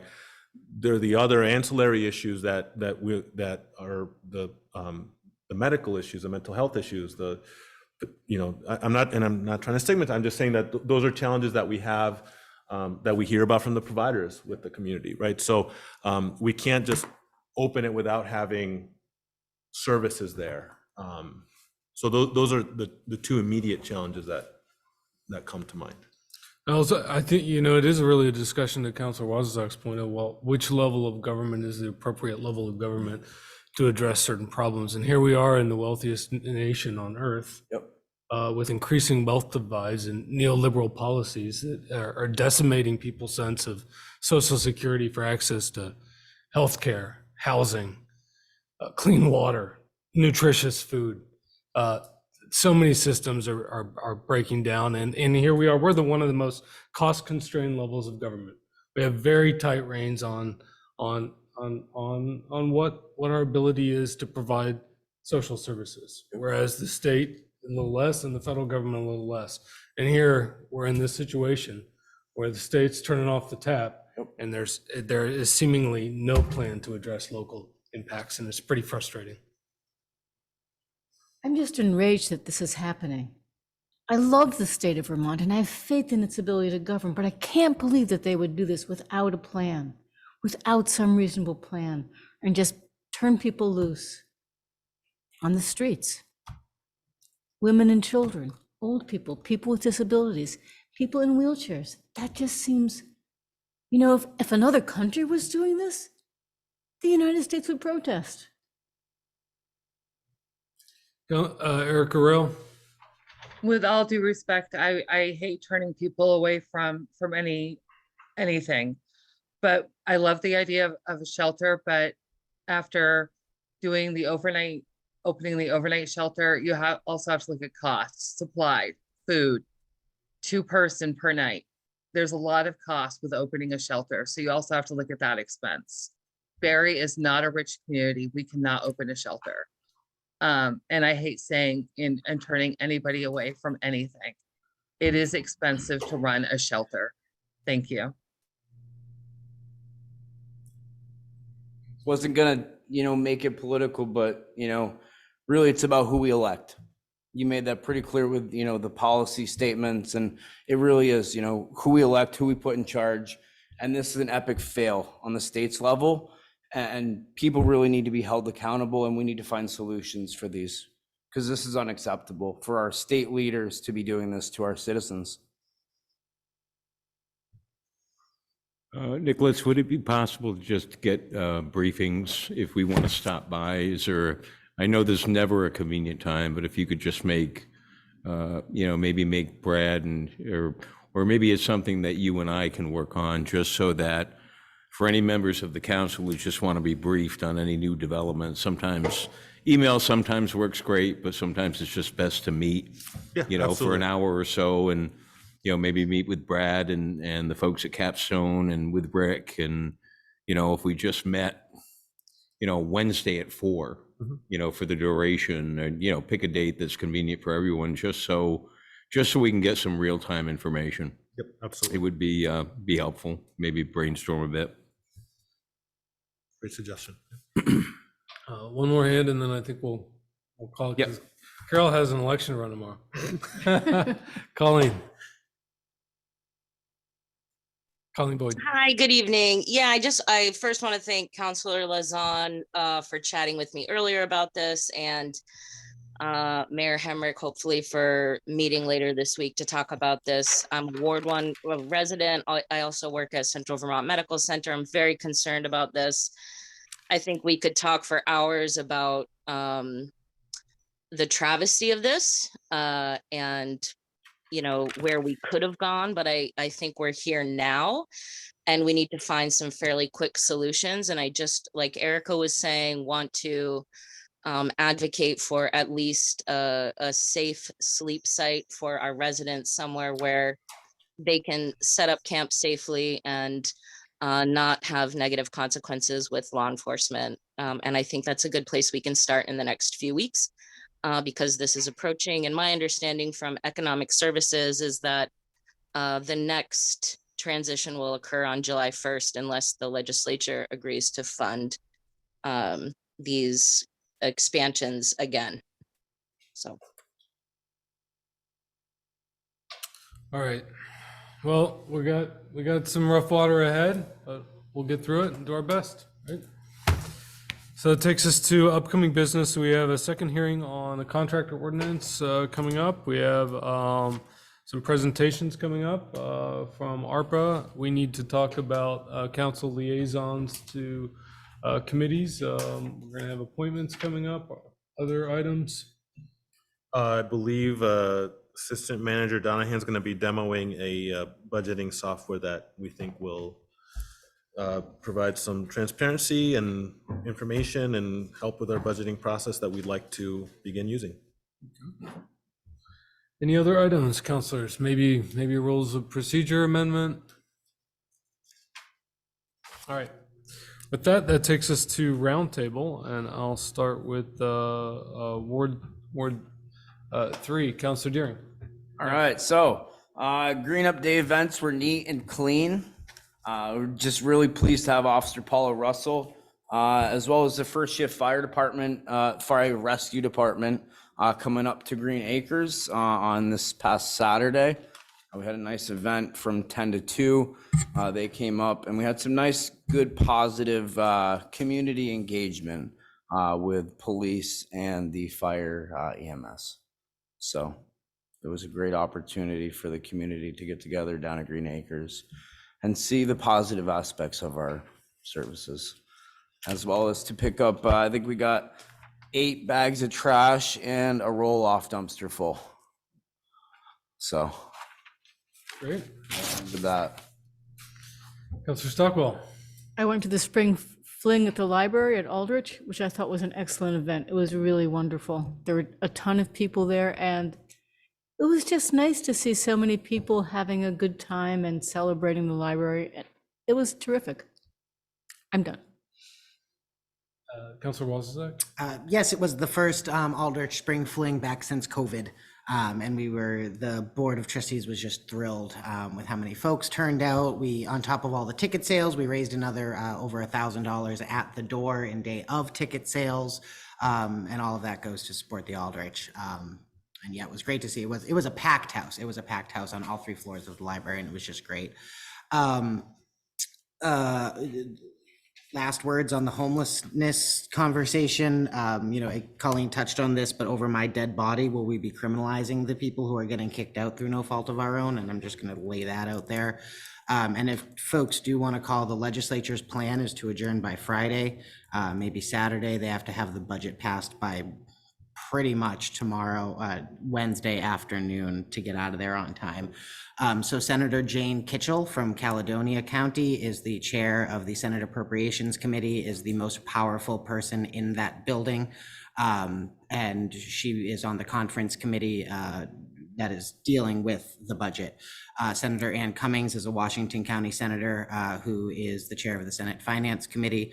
Representative Diane Lanfer is the chair of the House Appropriations Committee. Representative Emily Kornheiser is House Ways and Means. Senator Andrew Perchlik from Washington County is not on the conference committee, but he is the vice chair of the Appropriations Committee. Representative Robin Scheid, the powerful vice chair of the House Appropriations Committee. These are all folks that if you're going to call, you need to call now. You need to call tomorrow. You need to keep calling. You need to keep emailing. You need to call the governor. You need to email the governor. Because he has a veto pen too, and he has a say in how this all goes. I cannot express enough the amount of wealthy, retired landlords who live in that building, who work and pretty much live in that building, who make these decisions for everyday Vermonters. As a Councilor Deering brought it up earlier, he doesn't want to make it political. I am a proud progressive Democrat.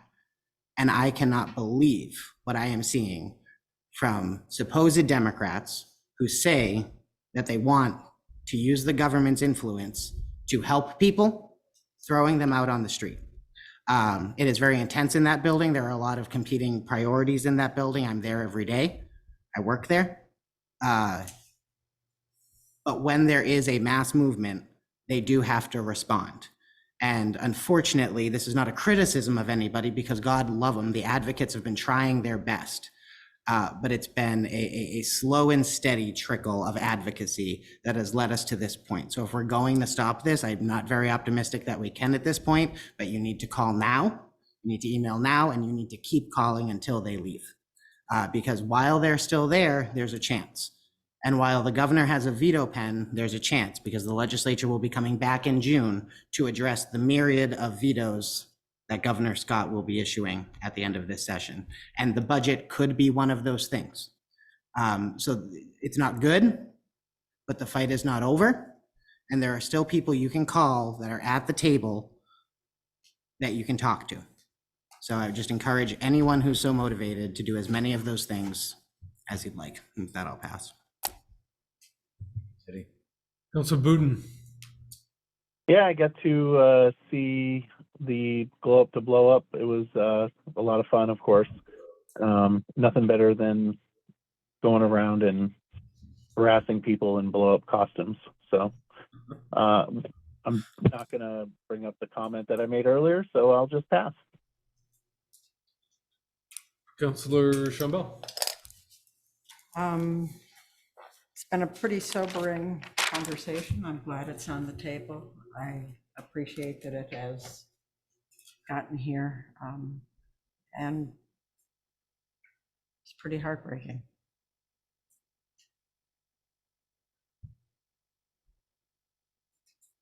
I pass. Councilor Lozon? Actions speak louder than words. Carol has an election tomorrow. Move to adjourn. Second. Motion is second. You miss your I opportunity. know, he shuts me down, huh? Yeah, that's probably earned it. I will see you bright and All early, those in Carol. favor say aye. Aye. With all due respect, man. All right, we are adjourned. Good night, David. Good night, Shirley, Emily, Rachel, Lisa, Jackie, Ellen, Joe, David.